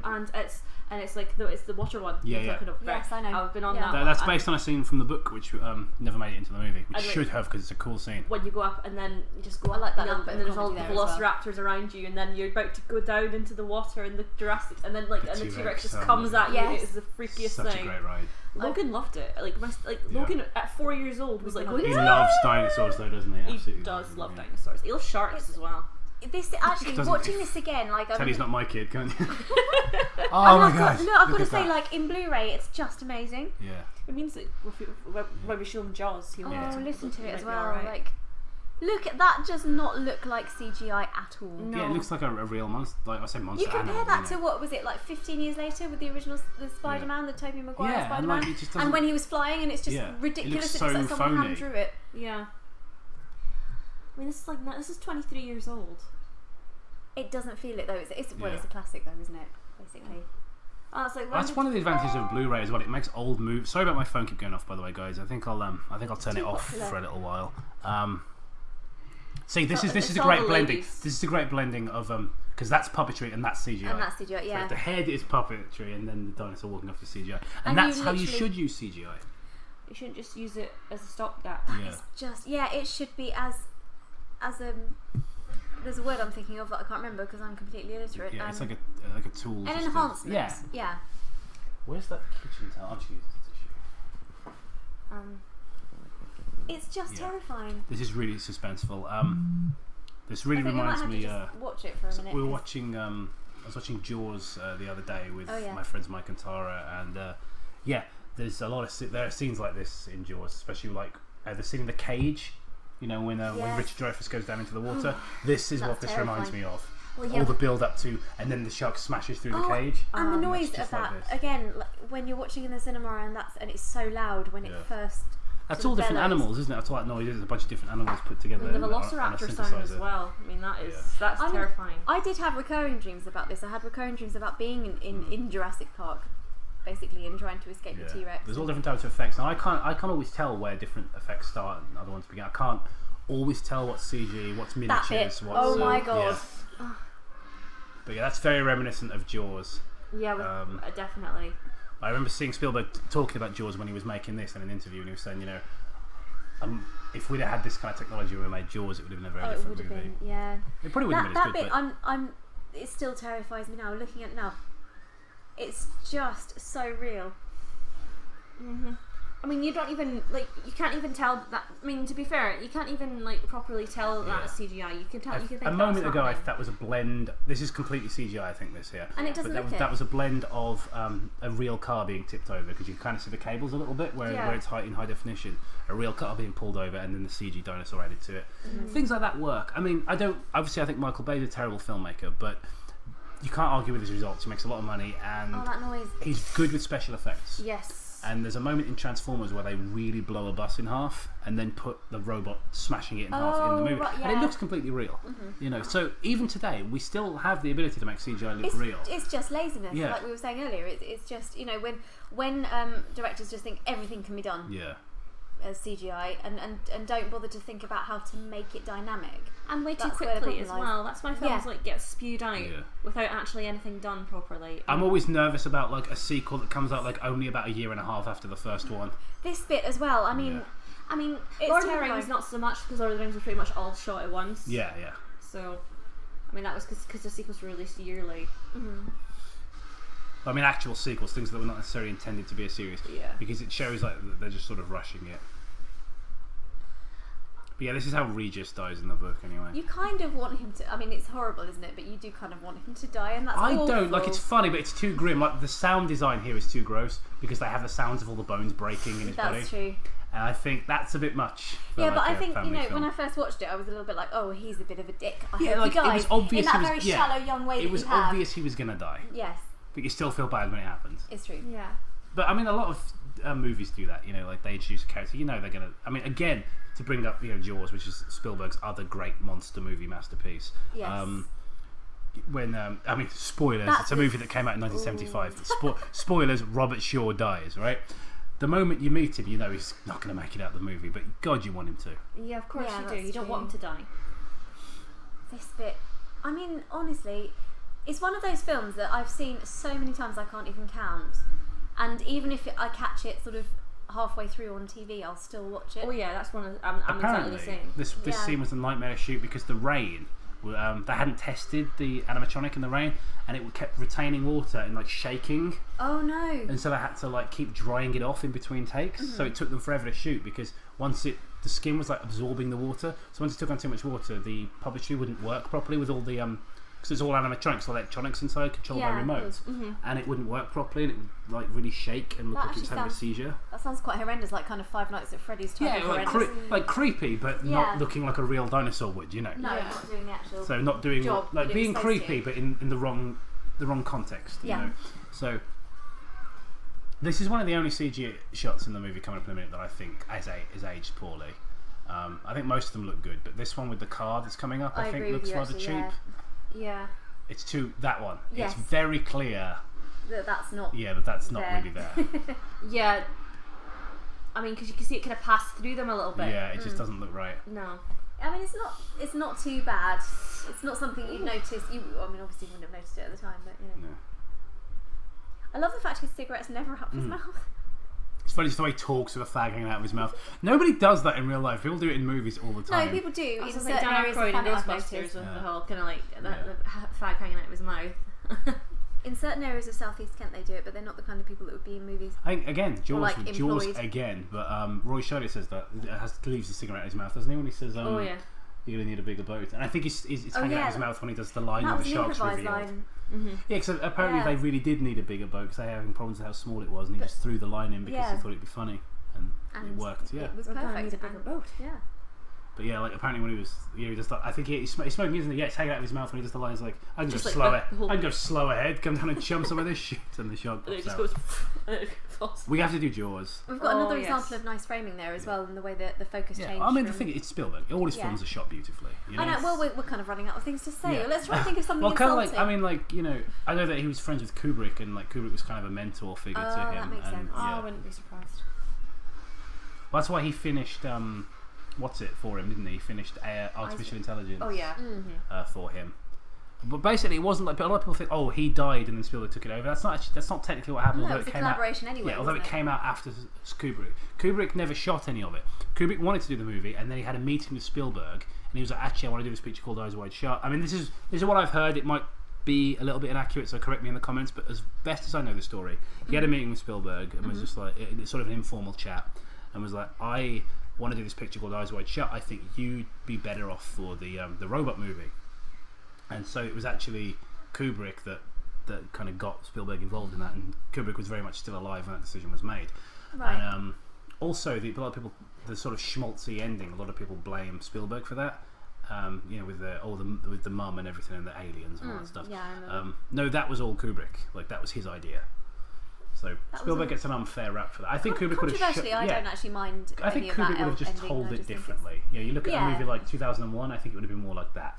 He would have told it either more enigmatically or in a slightly darker way. Yeah, I think more enigmatically, definitely. Because I can't pretend I didn't like it because I really did like that ending. I thought it was lovely and romantic and sweet. But we'll talk about that another time. Yeah, I think we could probably do a commentary on AI. I mean, I think it's one of Spielberg's weaker films. But the thing with Spielberg is, he's such a genius that his worst films are better than most directors' best films. That's true. Yeah, exactly. Oh, this thing is cute. Yeah.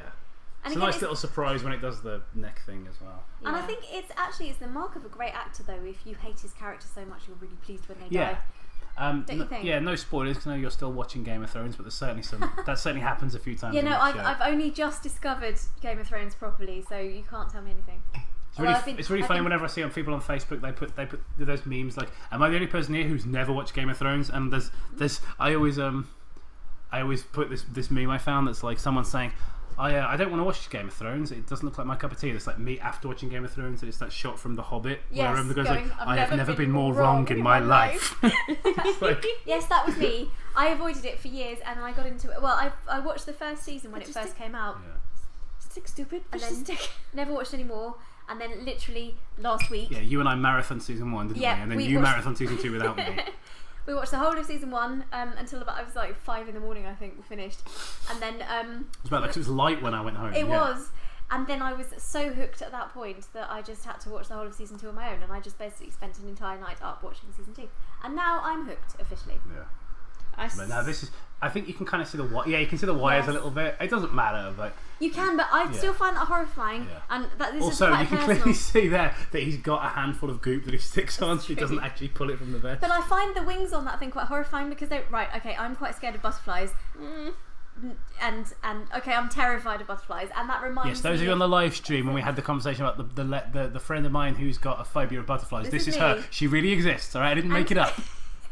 And it is real. All you gets that we're saying like, how can you be scared of them? It's a genuine phobia. He has seen me in action when they've been flying at me, and it's he knows very what funny. happens. I mean, disturbing. It's very unpleasant to look at. Disturbing. It's disturbing for me. Look, and that just looks like butterfly wings, and I don't like it.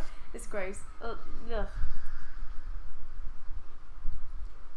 I like this little shot. This shot actually inspired a shot in Darkland where we zoom in on like a broken laptop. But it wasn't me that came up with the shot. It was Andy.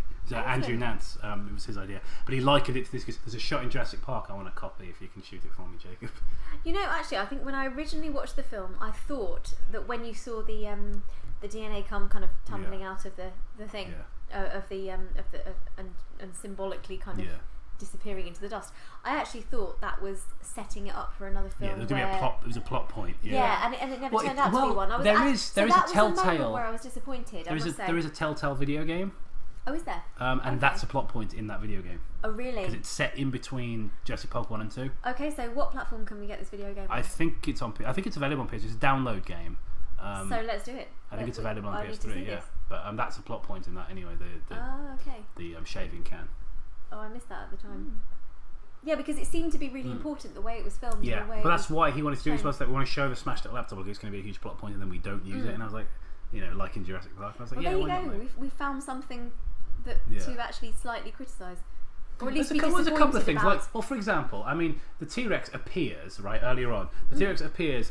He's clearly, they're at level with the T-Rex enclosure, aren't they? And the goat and everything. And then there's just a fucking ravine down there. There's like a huge cliff. Yes, that's true. And that's just never explained. Spielberg's weird, like with his spatial. It's like a sinkhole in Syria showing up. Spielberg has some weird like spatial things in his movies. Like I can't think of it off the top of my head, but I know this isn't the only film that does things like that.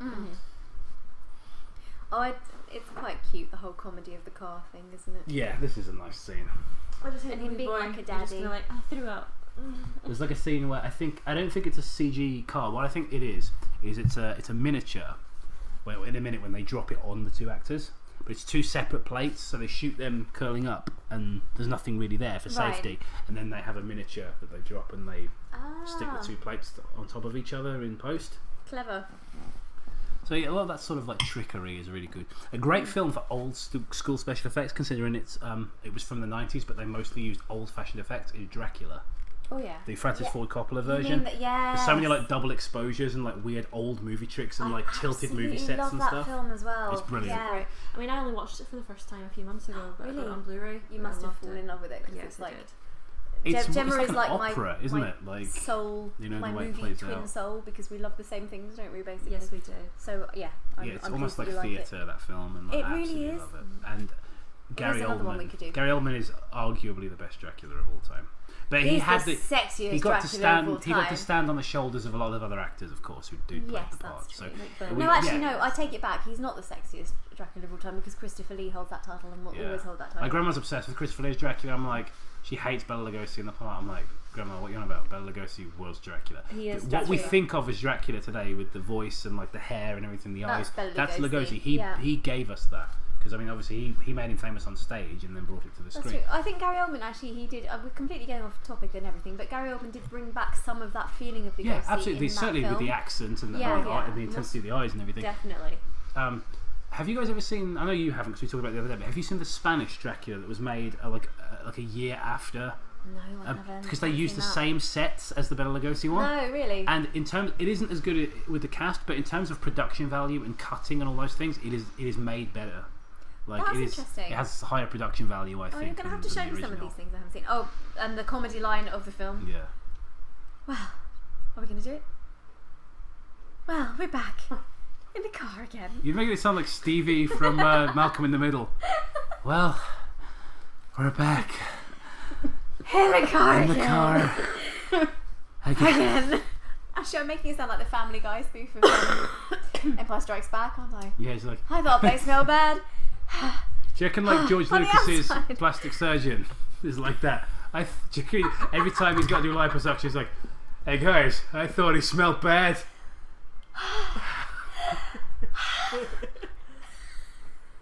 This is one of my favourite moments. She's like, "I think this was De Niro," and then she says, "I think this was too."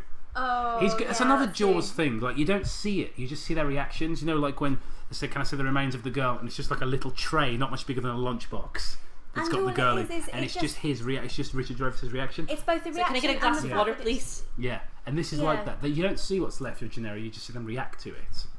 And that's just made it perfect. And remember to thank John for a lovely weekend. I love like how much he and like John Hammond fucking hate each other. I know, it's just, like, perfect. great. And I love that. Please, chance it. it's like, yeah, can we chance moving it? Please chance it. He's the voice of the audience in this film, isn't he? Like, if the audience were all super witty and sarcastic. Like us. Of course, if the audience were all us, Yes. we are collectively, we are Jeff Goldblum. Okay, so the three of us make one Jeff Goldblum. That sounds about right, actually. We each of us True. have enough intellect and wit to make combine the best of us to make one whole Jeff Goldblum. Yeah. Absolutely. Thing is, we can't meet. If we ever meet him, we can't meet him all at like. No, like, because I saw separately. him. We have to Matter meet and him all. Antimatter. I wanted to meeting. meet him because I saw There'd him be in an London. implosion. He was in a cafe and he was in like a meeting and he looked really annoyed. And I couldn't go in and say hello because he looked annoyed and he looked busy. No.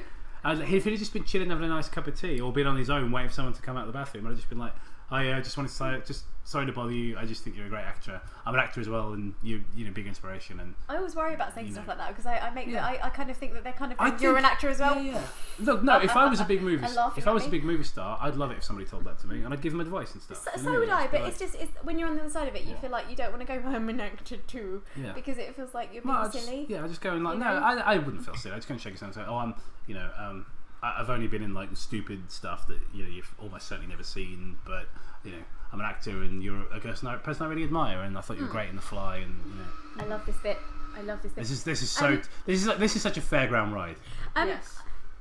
Must go A faster. couple of friends. I love how he does that in Independence Day as well. I show I them- don't. must I go think it's weird. faster. I think it's weird in Independence Day. So Independence Day was what, 96? That was too bloody soon. Yeah, that's Like true. that was a strange I love reference. that bit. Yeah. Objects in the mirror might be close. I just love that. I still love it though, because it's like, even though you still see it, it's like, if you know Jeff Goldblum, it's the must go faster line. Yeah. My mum and dad, my mum keeps meeting famous people.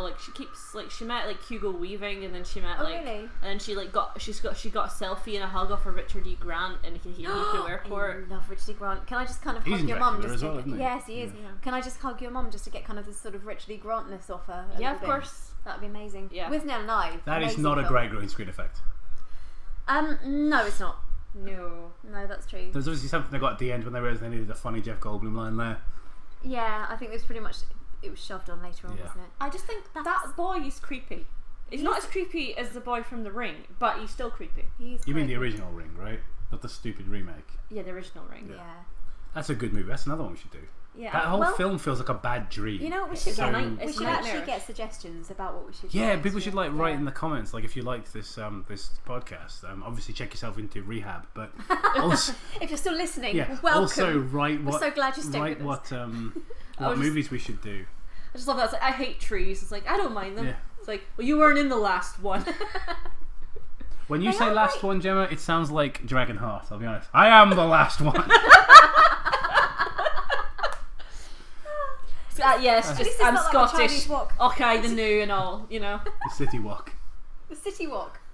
Can I You're not going to let me live that down, are you? Shitty No, walk. never. Take it order, pre. That's not at all bad. Can I get this? Can I get the city shrimp? The shitty shrimp. who we can offend next. Oh, this is funny because it looks like he's got a really big willy. Oh, you've ruined my childhood, Jacob. It's like, hey, ladies and gentlemen, I've got wood. You think this is a branch? No, it's my giant cock.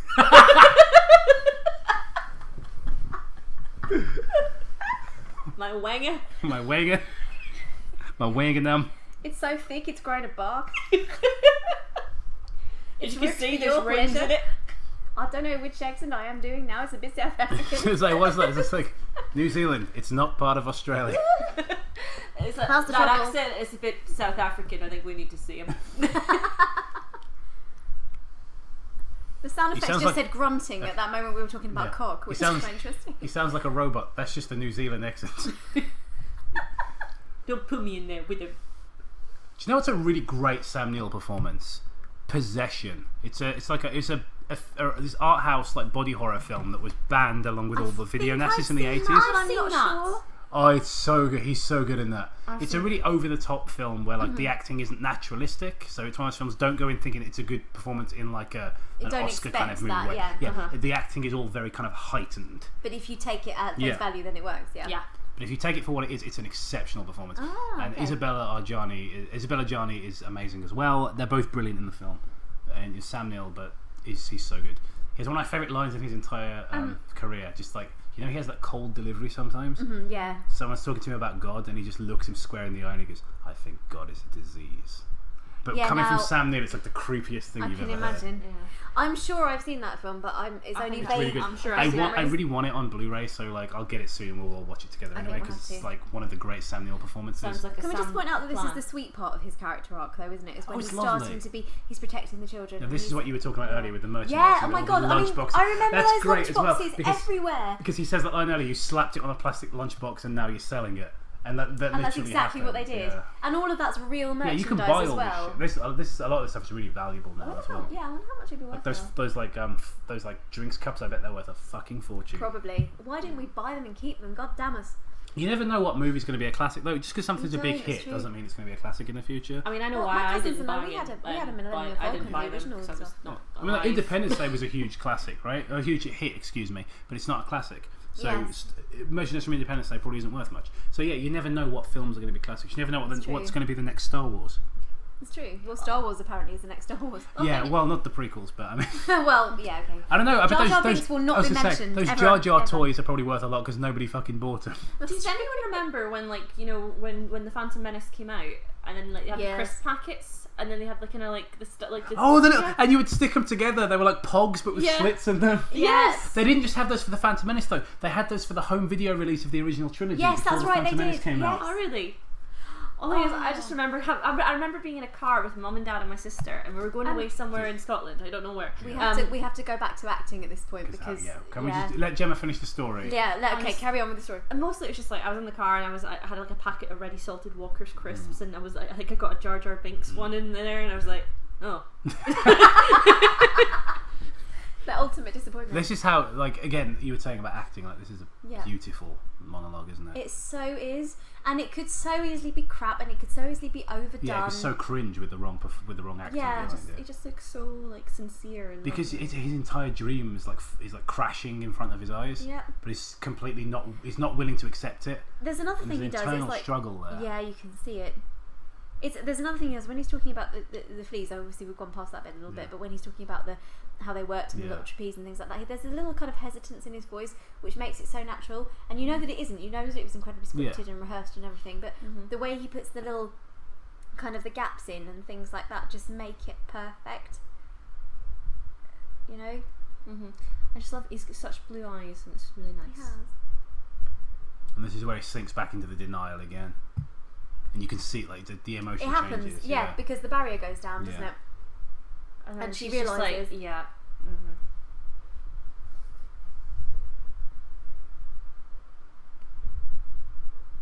Yeah, and it's that moment where he's like, next time. He spoiler, he doesn't make it out of the book either. But he's a very different character in the book. He's not sweet and no, he's nasty. I've heard. Yeah. He's very much like what's the character's name? Is it Carl Denham? The director Denham. from King Kong. Yeah, he's very much like that. Okay. I didn't mind Jack Black as Carl Denham in the remake. He was all right. Like, I have a lot of problems with the remake. I really don't like the film. A lot of people like shit on Jack Black in that movie. I think he was the least of that film's problems. No, I liked Jack Black. I liked Naomi Watts, and I liked Adrian Brody. Adrian Brody was a strange choice, but he did good. He did very well. For ages, I actually had a really weird attraction to Adrian Brody, especially after that film. I think. Well, I can't really talk about that film because I disliked it so much. Andy Serkis really did a good job as both the human character and Kong. I don't deny any of the performances or anything like that, and I can't pinpoint what I didn't like about it. I just didn't like it. No, the same. I thought it was too long. It was indulgent. Terrible. Special effects weren't very good. Some of the dialogue was ropey. Some of the actors weren't very good. Yeah, it wasn't. Billy Elliot was awful. Oh, he was dreadful. Yes, absolutely. He can't act though. Like the only thing I've enjoyed him in is Billy Elliot. I watched him in Night Watch. Yes. Absolutely dreadful in that, and it's really kind of like unsportsmanlike for an actor to slag another actor off, and I feel bad, but like he is, in my humble opinion, not a great actor. He's good as Tintin in the film, like Tintin Song of the Unicorn. I didn't see it. It's a good film. I quite liked it because I think it's him and it's Andy Serkis, Daniel Craig, Simon Pegg, Nick Frost. There's another bit of realism here. Yeah. Sorry, go on. It's a good film. I liked Tintin. But I don't think it did very well because it was meant to be sequels, obviously, because Tintin's just is a comic series. Absolutely. And I love the original animated series. Yeah, obviously, it's great. And then, but I mean, that was 2011. That's been 5 years. Yeah, it has. Yeah. I mean, I was aware of it and wanted to see it, and I just it passed me by. Unfortunately, I think a lot of films tend to do that. I must admit, the same day I watched Tintin was the same day I saw The Machinist. Okay, what's the deal with the sick animals in this? Because you've got like the sick Triceratops with like the poison. And it's and you've got the Brachiosaurus with the cold. I always put that down to maybe they haven't quite replicated the the original plants properly, so that their systems were having trouble. But I feel like it should have been more of a plot point, and it just kind of. It probably should have been. Maybe the whole kind of War of the Worlds thing, where they kind of like, well, obviously spoiler, the War of the Worlds remake, they're like taken down by viruses, by the cold. There were massive problems with that. I have massive problems. And that's a Spielberg film as well, and that I think that's one of his worst films. Good special effects and good suspense at times, but really not a great film. No. In terms of actual plot, I mean, I only watched it. It's quite messy. I only watched it once, and it's better than the one. Like, it's better than that 3-hour long one. That's for sure. Life found a way. It's so epic. Look at the joy on his face again at that moment. I think Sam Neill never forgets that he's playing a paleontologist. And of course, a lot of this will be Spielberg's direction as well. He never forgets he's completely in love with dinosaurs. That's right, and when he sees them flocking as well, obviously spoilers because that's later on, but again, there's that joy on his face as he realises all his theories have come, right. Yeah. And they've been proven. Well, that's the thing, like paleontologists. I mean, they don't get the opportunity to do that. Well, paleontology, like, suddenly had a massive surge in popularity because of this movie. Like, Sam Neill made a generation of kids think paleontology was cool. So I wonder how many paleontologists there are out there now that are paleontologists because of this film. Well, yeah, because you think this film's been out 20 odd. How many years? Yeah, it's the same age as me. It's been out 23 years. Anyone sort of 8, 9, 10. Yeah, when this maybe movie a bit came older out. that Maybe in their early teens, still quite impressionable. That had an interest in maybe archaeology or similar fields, that became paleontologists in part because of Dr. Grant. Oh, that's a sexy shot. Sorry. I knew you were going to do that. Like before, I was like, "Oh, we'll do Jurassic Park," and Zoe will talk about shirtless Jeff Goldblum. But that was also he was like the Da Vinci. He was like, "Draw me like one of your French girls." I was thinking he was looking like the classic, not Da Vinci, Michelangelo. The Sistine Chapel. He looks a little bit like the. Anyway. Yeah, I don't want to think of Jeff Goldblum as Kate Winslet. Thanks very much, anyway. Do you know, a weird thing is, I used to know a lady who had the same body as Kate Winslet. It's weird, right? Like, from below the neck, identical to Kate Winslet. How do you know? Have you seen all of Kate Winslet's body? Yeah, because I've seen Titanic. So unless that was a body, that's it. The body double might have been the chick. Maybe you were. Yeah. You were dating the body double. Is that what you're saying? No, we weren't dating. You just knew her. Okay, fine. Yeah, she looked exactly like Kate Winslet naked. It was really weird. Clothed, she was a complete disappointment. Well, I don't remember what she looked like clothed, because who remembers these things? You know?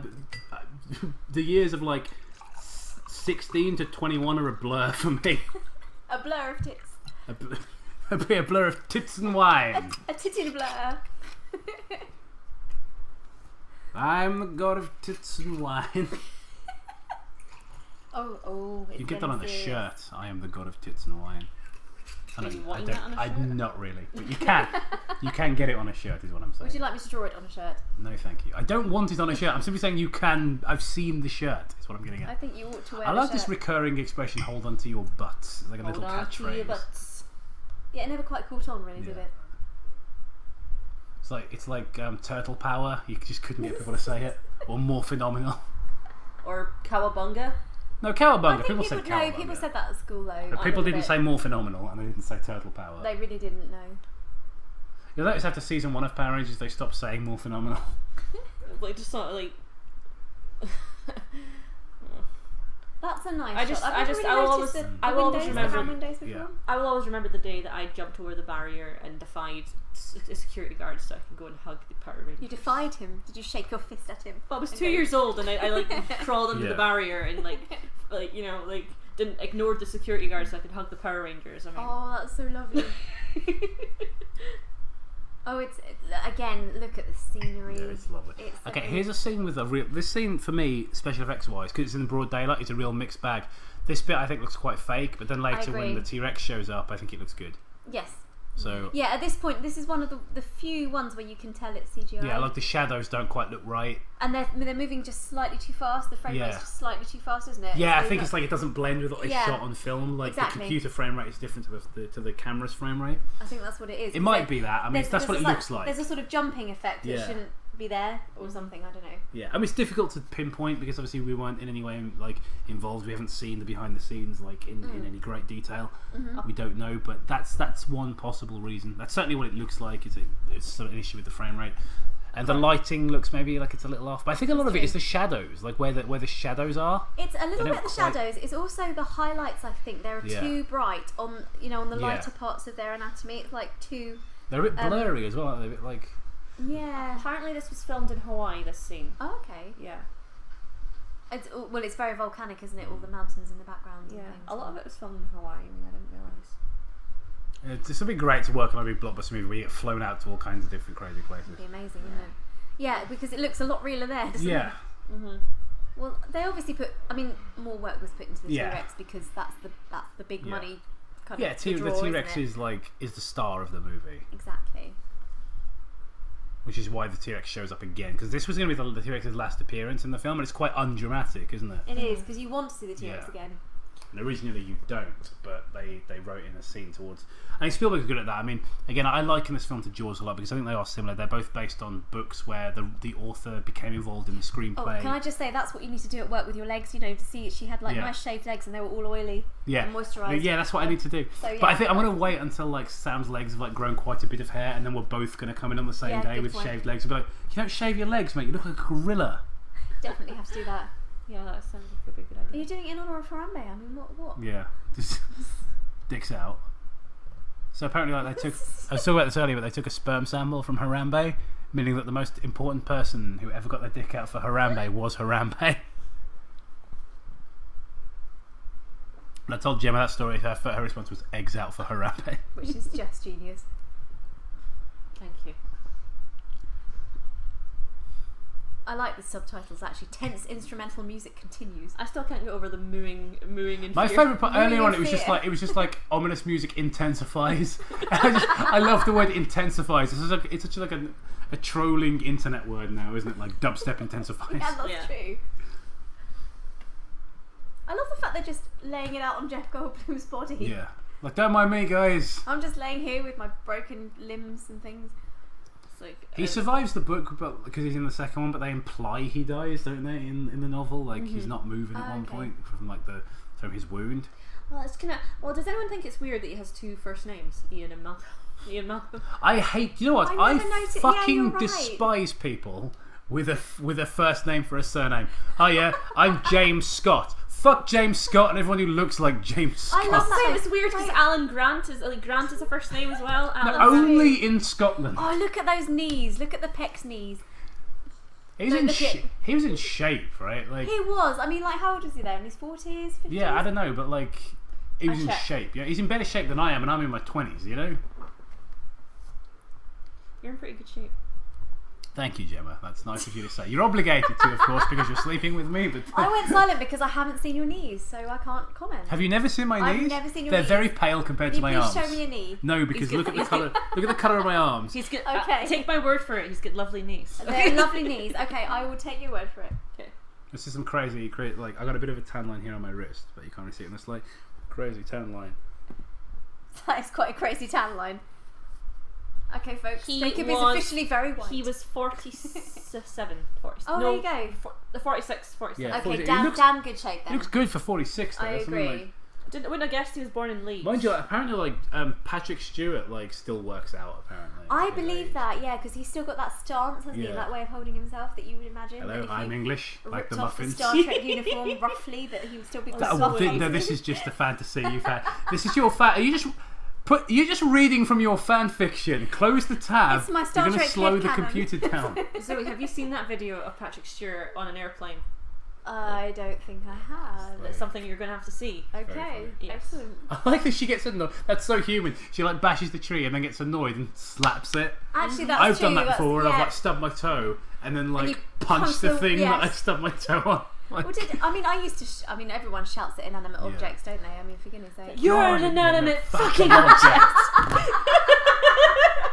There's a really shitty like practical effect in a bit with the fake arm. Oh, that is a fake It one. looks really shiny. It looks too Yes. shiny. Like, look at the Although I shiny do like, shiny. I like the whole concept of the It's a joke nice of it. moment. It's like, oh, Yeah, it's a funny I'm so gag. relieved to hear. Oh my god, it's Yeah. your arm. Yeah, Yes. it's a funny joke, but like because it looks Oh, fake. is the Mr. problem. Arnold. Yeah. Yeah. Oh, Mr. Arnold. Oh, it's your arm. No, don't worry, I'm armless. We're jumping ahead Don't a worry, bit, it's aren't we? armless. I just said that. Quietly. Please both. Can both of you please jump into the sea immediately? No, we like puns. They keep us happy. Yes. These holes in the fence, right? They don't even look that small. I bet if you pull them wide enough, you could fit that little boy through them. I would agree with you there. I think shove they the little weren't boy thinking. through. They weren't thinking outside the box, literally, were they? No. No, they were not. I like the bit where he jokes. It's with fucking them. cruel, isn't it? I know. Okay, it's like, there's you another moment that bastard. reminds you that he isn't very good with kids. Even though he's warming to them, he still He's doesn't still- really know kids He's very still well. basically slashing with the velociraptor Yeah. claw there, isn't Like he? he's behaving really inappropriately. Like that's so awesome. I love that. You just look. Just like, I mean, to be honest, I'd forgive him straight away. I would, because he'd give you that cheeky look and you'd be Yeah. like, yeah, alright then. He's a cheeky son. Look at that huge fucking gap right there. You could fit that boy through that. Come on. Easily. I will say, If they've got some, I personally carry pocket butter. Like I carry little packets of butter in my pocket, so I just butter the boy up. and pocket just to butter. slide him Hang right on, is through. that an actual thing? Pocket butter? Yeah, well, no, it's not called pocket butter. I call it that, but I go around restaurants and I nick the little packets of butter and I keep them in my pockets in case I'm ever in a But they'd be all situation. rancid and nasty. I'm not going to eat it. It's if I'm in a situation where I need to rub butter on myself to escape. How many situations have you been in when you felt the need to rub butter on yourself? Well, it was mostly come from watching this. Like I figured if they'd had pocket butter, they could have pushed your- that kid right through So that. your whole that hole there. survival ethos is based off Jurassic Park. It's based on one scene from Jurassic It's like, Park. it's like one side pocket butter, one side pocket sand, Pocket butter. bees. and then pocket bees. Pocket bees. All the bees. Because I figured I was talking about this with Matt. I was just like, the problem with pocket bees is you'd have to sedate the bees, which kind of makes them inefficient as a form of defense It does. against your enemies. Just whoop, that's a cool shot. That is a very cool shot, and I Yes. don't think I've thought it was that cool since Yeah. watching it again on this TV in Blu-ray. Do you know what has a lot of shots like that? And it's a surprisingly well photographed film considering the budget. That's The true. Evil Dead. Have you seen that? Yes, I have. That is a good movie. Yes. That is a well photographed movie. Are you talking about the original? Yeah. Oh, The so the original. Lad. original trilogy at some point. Yeah, like the Yes. really, really super low budget film shot on it's on like Super 16 or something like that. It's shot in like a really cheap format, and it's beautifully shot. Yes. It's grainy And it as just all proves hell, that you but- can do it just with some imagination. Yeah. You don't need a massive budget. Well, apparently the director Sam Raimi used to be a magician, and that really okay. comes across in the way he films because a lot of his camera is camera trickery. Because it's illusion and It's yeah, a lot of like, how did they absolutely. do that with the filming? That makes sense. I mean, definitely, we should definitely. That's a little bit obvious, isn't it? Do you see the button? Yeah. Push the button. push the button. But they have to make the scene slow because you've got to have to build up to Tim almost getting off. And the you fence, just know it's going to happen as well as you watch it, don't you? It's the suspense. It's a very Spielberg's great at suspense. He's very good at, even though you know it's coming as well. If you know it's obvious, but then you still feel the tension. Don't Again, you? like we mentioned the scene from Jaws earlier where he's in the cage. You Yes. know the shark's gonna bash the cage. We see the shark disappear, we don't know where it is, and then of course it slams the cage behind him. Yeah. But it doesn't happen. And again, Evil Dead, the film we just talked about, does this as well. Mm-hmm. They make the jump scare not happen at the moment you think it's going to. they build it up, build it up, and then it happens. That was the problem with the remake of The Evil Dead, is the jump scares always came when you expected them. Actually, that's the problem with a lot of modern films. I've never seen the remake. Because it's always on the count of three. It's like 1, 2, 3, bam. jump. Yeah, But- actually, I think that's something that's maybe been lost. Maybe because it's become too much of a... Because maybe it's... In the industry, it's too much of a cliche to kind of not give the jump scare when it's expected, so suddenly it's kind of gone back the other way. But I think it's gone back too far the other way, because a lot of horror films I watch now, you know exactly when the scares are coming, therefore they're not scary. Do you want to know what film does that? This is so good. Yes, What film does that though? It's The Women in Black. Right, I will. Yeah, I haven't seen it. Sorry, we need to watch the raptors. Yeah, because this is when you finally get a real look at the raptors. You've heard all about them and how intelligent they are, and you know all the things that I they love can films do. that do that when they big up the monster and they don't. They talk about it without showing it. Halloween does that when they talk about Michael Myers. Yeah. Yes. You know, with Donald Pleasance does a little monologue. Yeah, you're right. It's very shiny. Halloween's really corny looking. It just doesn't. It's kind of gross though. It's gross in like the concept of it, but it doesn't look real. That's true. But yeah, you can tell they're intelligent, can't you? Yeah. Because I mean, I know It's a thinking beast, isn't it? And that's why it's so really scary. It's not mindless. Like, I mean, the T-Rex looks like it has some sentience, obviously, but it's not smart. Heck, in the Jurassic Park world, T-Rexes can't even see you when you're not moving. You know, they're not smart creatures. I can tell what you mean about her crying. Yeah, she has this weird mouth, isn't she? Yeah, she has got. She It's looks kind of like contained. she's so much like her father though, like Bruce Dern. Very much. My favourite Bruce Dern movie is, it might surprise you, it's actually Silent Running. It's my Really? favourite Bruce Oh, Dern Silent movie. Running's a great film. I like him in Marnie. I like I him just in Marnie. really like him in it. Come on, we have to stay is so silent I for like this him in quote, Marnie. don't we? Oh no, we have to do the quote because everyone. I mean, knows people. this Let's be honest. People are not. People have their own copies of Jurassic Park. They're watching because they people want to are- hear us talk shit. But People are possibly not still listening, but yay if you are, yay. yeah. But this is it's just amazing. I also love In Spaced when Peter Serafinovich references this when they're doing the kind of the fight. Space is a great show. Yeah, I Space love is it. amazing. Yeah, It's it is. great. Look how sweaty he is. That's obviously glycerin. There's like glycerin spray they use on these films. We don't need that today because it is like 30 degrees. 30 degrees Celsius. Good girl. By the way, for people. So I know 30 degrees Fahrenheit is quite low, but it's 30 degrees Celsius at the moment. Celsius because we're in England and it's boiling. I don't understand why. I actually thought that the snake had something to do with it as well. That's weird. But yeah, when I was a kid, I used to be really good with the sunshine. Like I could go out in the 34 degrees Celsius. I'd go out in my shorts and be like, yeah, sunshine. These days, if it's like fucking too much. 25, I'm like, nah, I'm staying home. I was going to say I think the snake does have something to do with it though because it's symbolic, isn't it? It's symbolic of the fall from Eden. And man knowing too much and doing too much with the knowledge. Bloody and that's hell. exactly what happened in that I scene. literally have never ever even thought about that. Really? You are absolutely That's bang on the exactly money. What that was. Yeah. I always And knew the snake had eyeball something. and the snake, yeah, because Yeah, the snake and looks it- like and the it- eyeball looks like the And apple they with the looked green at and each other. everything. And Exactly. yeah, I've like- never thought of that. It's That's like, really cool. I always thought the Excellent. snake had something to do with it, and you've really Yeah, just that's hit it just- on that's like- for That's me. exactly what it Symbolism is. of the Yeah. snake. Yeah. There's a great that Velociraptor. I love the shadow later on in the movie when the Yes, shadow lines it's up with it. perfect.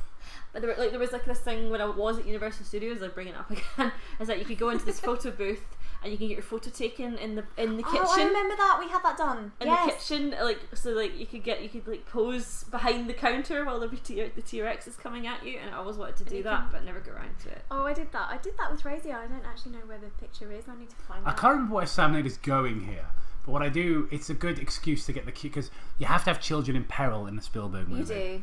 Yeah, I think that they are actually. I mean, although he is a creepy Food boy, looks ever just like fake. That's the only thing. if he was in anime, he'd be like the creepy kind of ghost Yeah. possessed type thing, wouldn't he? You know, and Oh yeah, he goes place to is find nice as Ellie, well. I assume. Yeah. Yeah. I love that moment as well because it's just really real. I just love it. She's like run. I like her legs. She's obviously fucked her legs up Yeah. because they're all weird while she's running.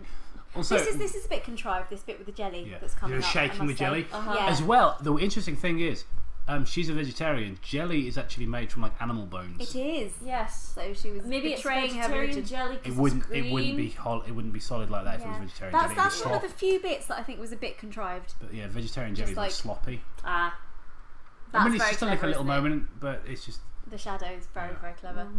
mind you, she's probably not really caring about her dietary requirements in this like life or death situation. Now, this whole scene, this is one of the ones I used to have dreams about. This is pure Spielberg. This is yes, it absolutely is. brilliant. The tension's amazing. It's so scary. There's a nice mix of all different types of special effects. And there's the moment later on, with the vent when it's jumping, but we'll talk about that when we get Every time I watch this scene, I always think, are they actually going to get out?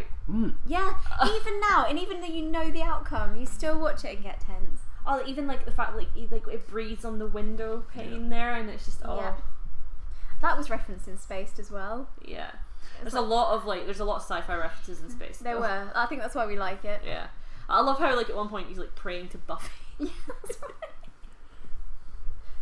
There's a nice little moment. I'll point it out when it comes up, but just to sort of remind myself, where a lot of people who are into guns note it as a goof, and it's not a goof. It's actually a character error. Because the character Alan Grant's never used a gun before, so I'll point it out. That'll be interesting because I wouldn't have recognised that, so you have to point it out to us. Yeah, that's interesting. I love this bit as well. I don't know a lot about I don't know a lot about guns, but I'm sort of still. I know nothing about. I'm sort of learning about them because I find them interesting, but I never really had an interest until recently. I love this bit though because you just see how intelligent they actually are. Originally they were going to use all stop motion instead of CG. And that was interesting. Yeah, but because the guy who did the CG in this, so it was like Phil Tippett is a huge CGI hero. No, not hero. Not CGI. Stop motion hero. He did all the stop motion for RoboCop. All right. But he was doing all the stop motion for this, and then some other guy was like, we can do it with computers, and then showed a test of all these skeletons running around that was like dinosaur skeletons, and then made fully animated T-Rex with flesh on it and everything, and Spielberg was like, well, that's the future, that's how we're going to do it. But it's almost had loads of stop motion. So it could have been a Harryhausen kind of homage. Which is cool, but it wouldn't have been as realistic, obviously. No. It would have had its own charm, though, I would imagine, but it just wouldn't have been. I think it's a very different film. It would be more of a B movie. I love this bit. I mean, that's classic exposition, isn't it? You saw it early on. Yeah. It was made a big thing of, and then you completely forget about it, and then suddenly you remember him talking about the claw. The 6-inch retractable claw. I'd like to say that my cat does this. You know the tap tap tap along the floor. My cat. I ought to mention. Cat's a fucking monster. My cat Smudge she's a polydactyl cat, so she's got thumbs, so she's got lots of extra claws, and she can't retract the extra claws. So when she walks across the floor, she makes this tick tick tick sound, so you know she's on her way, and it just reminds me of Velociraptor. That looks a bit ropey. It does a bit. And also, my cat is horrendous spoons and she coming up hates everybody. By the way. CGI spoons, really? Yeah, there's a bit where I don't remember why, but they have to put a mask over the shot and the spoons aren't real. Oh right, okay. It's like a moment where there's like a pan. Oh, is I it think that it's this. bit? Yeah, here it is. Those aren't real spoons. They do not look real, actually. Now I'm actually looking at them. They've got CGI spoons there. But that's not something I would ever have noticed if you hadn't mentioned it. Because you don't look at spoons the light isn't quite in a right. shot, They look a bit Toy Story-ish. But nobody really looks at a shot and goes, "Oh, spoons aren't real." No, I think I just saw it on the making of once, the making of documentary. This bit's really clever. Oh yeah, I was at uni and I was getting high with this fella I was sort of seeing, and we were watching the making of Jurassic Park for some reason, and the CGI spoons came up. We talked about it all night because we were quite twisted. How can you talk all night about CGI spoons? Because we were baked. So surely it would get boring at some point. Again, we were baked. So it was the most interesting thing in the world. So we were like, look at the spoons aren't real, so it's like look, they're so gleaming. They take it's like an idea of a spoon, There is no spoon. Yeah, pretty much that was it.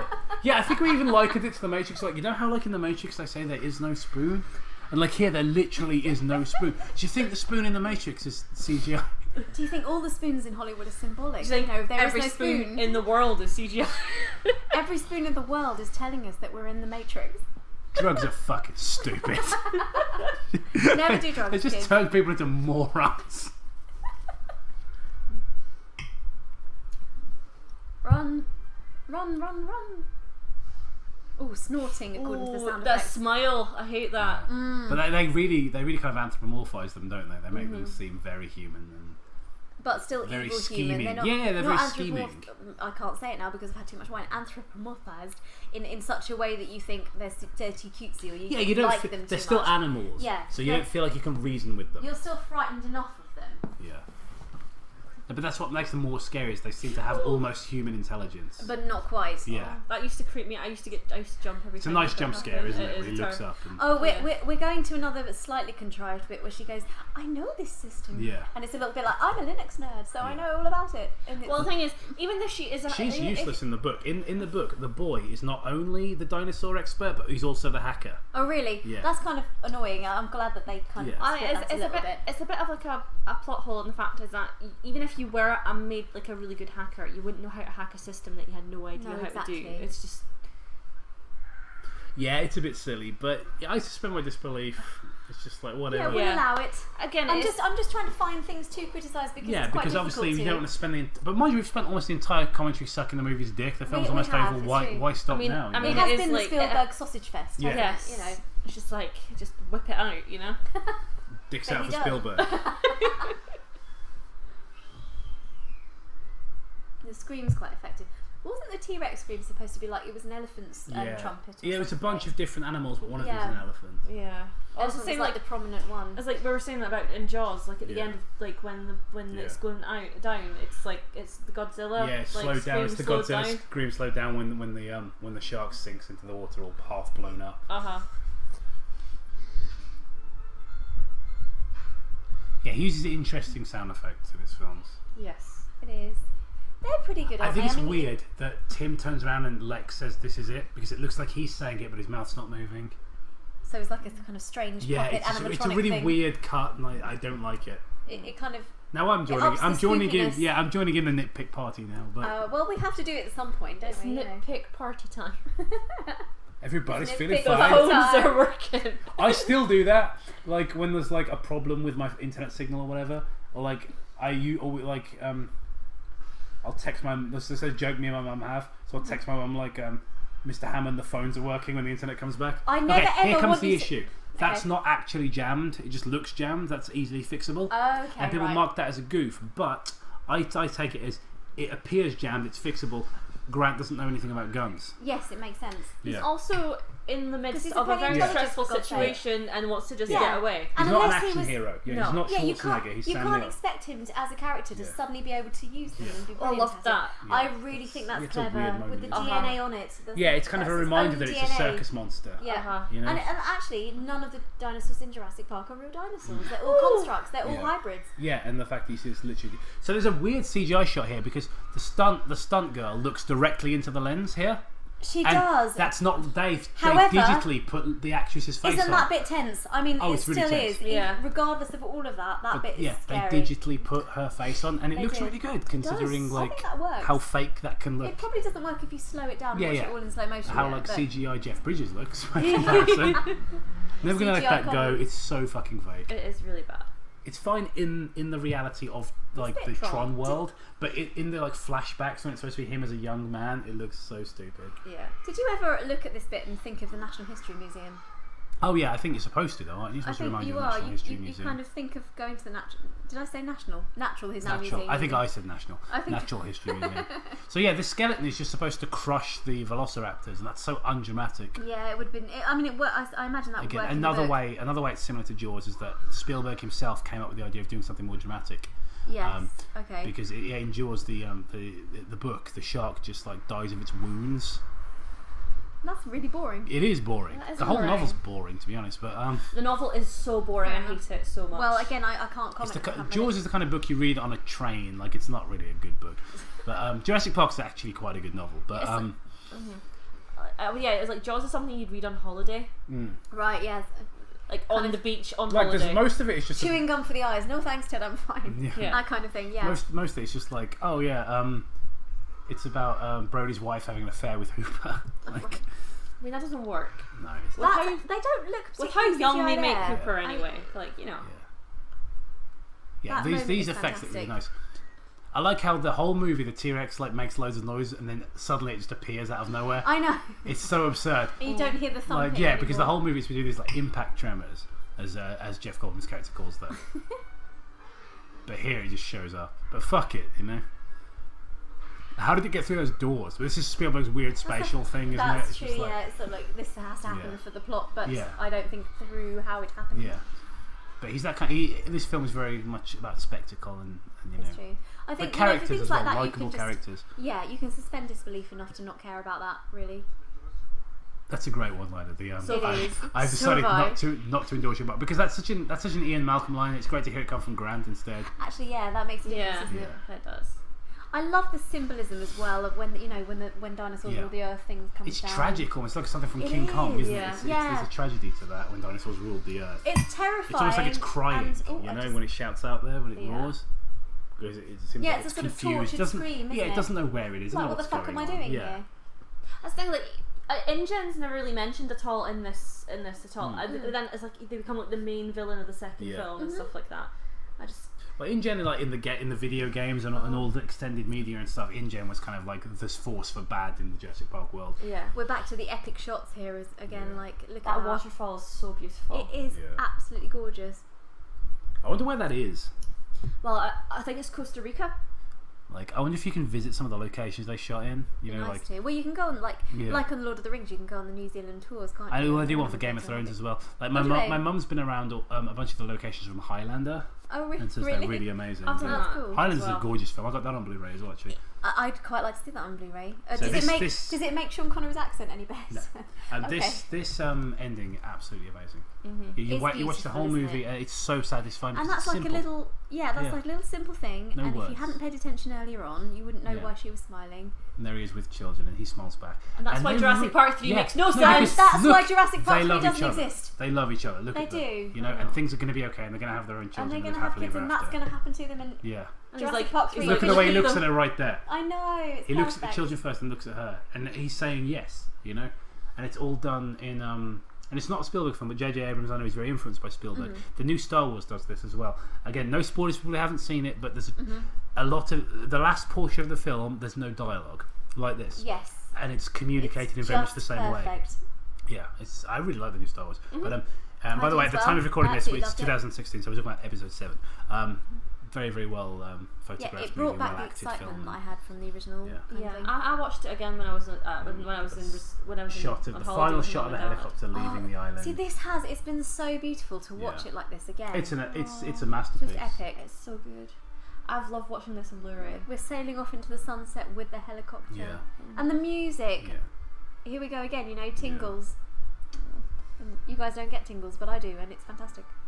No, I don't get tingles by things. I'm just saying, like, people's voices generally don't give me Yeah. tingles. Well, I do get the ASMR kind of Voices, thing, but that. I must admit, some voices do give me tingles. Oh really? Yeah. Oh, that was so nice.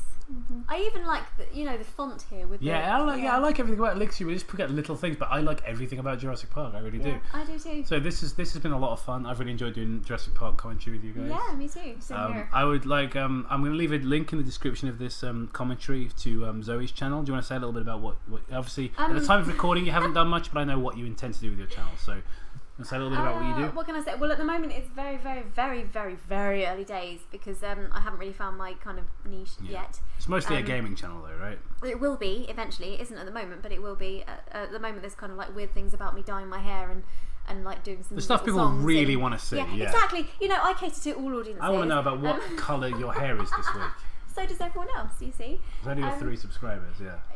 Yeah. And they're all my friends and family. So but yeah, it's called Mini Malloy Musings. Yes, And there'll be a link in the description. It will develop at some point, I hope. Yeah. But apart from that, Well, thank you for joining us for this commentary. Yes. It's been fun on our end. I hope you've had fun as well. We'll be doing some other films. We might tackle the Jurassic Park sequels. We might not. We're probably going to have a crack at some other films, Batman and things like that. But any suggestions? Any suggestions, leave them in the comments. And if we own the films or we can get our hands on them cheap from CEX or something, we're happy to do them. Or if you're willing to PO box them to me, that's fine as well, obviously. So thanks very much, guys, and we'll see you next time. Thank you very much. Thank Bye-bye. you.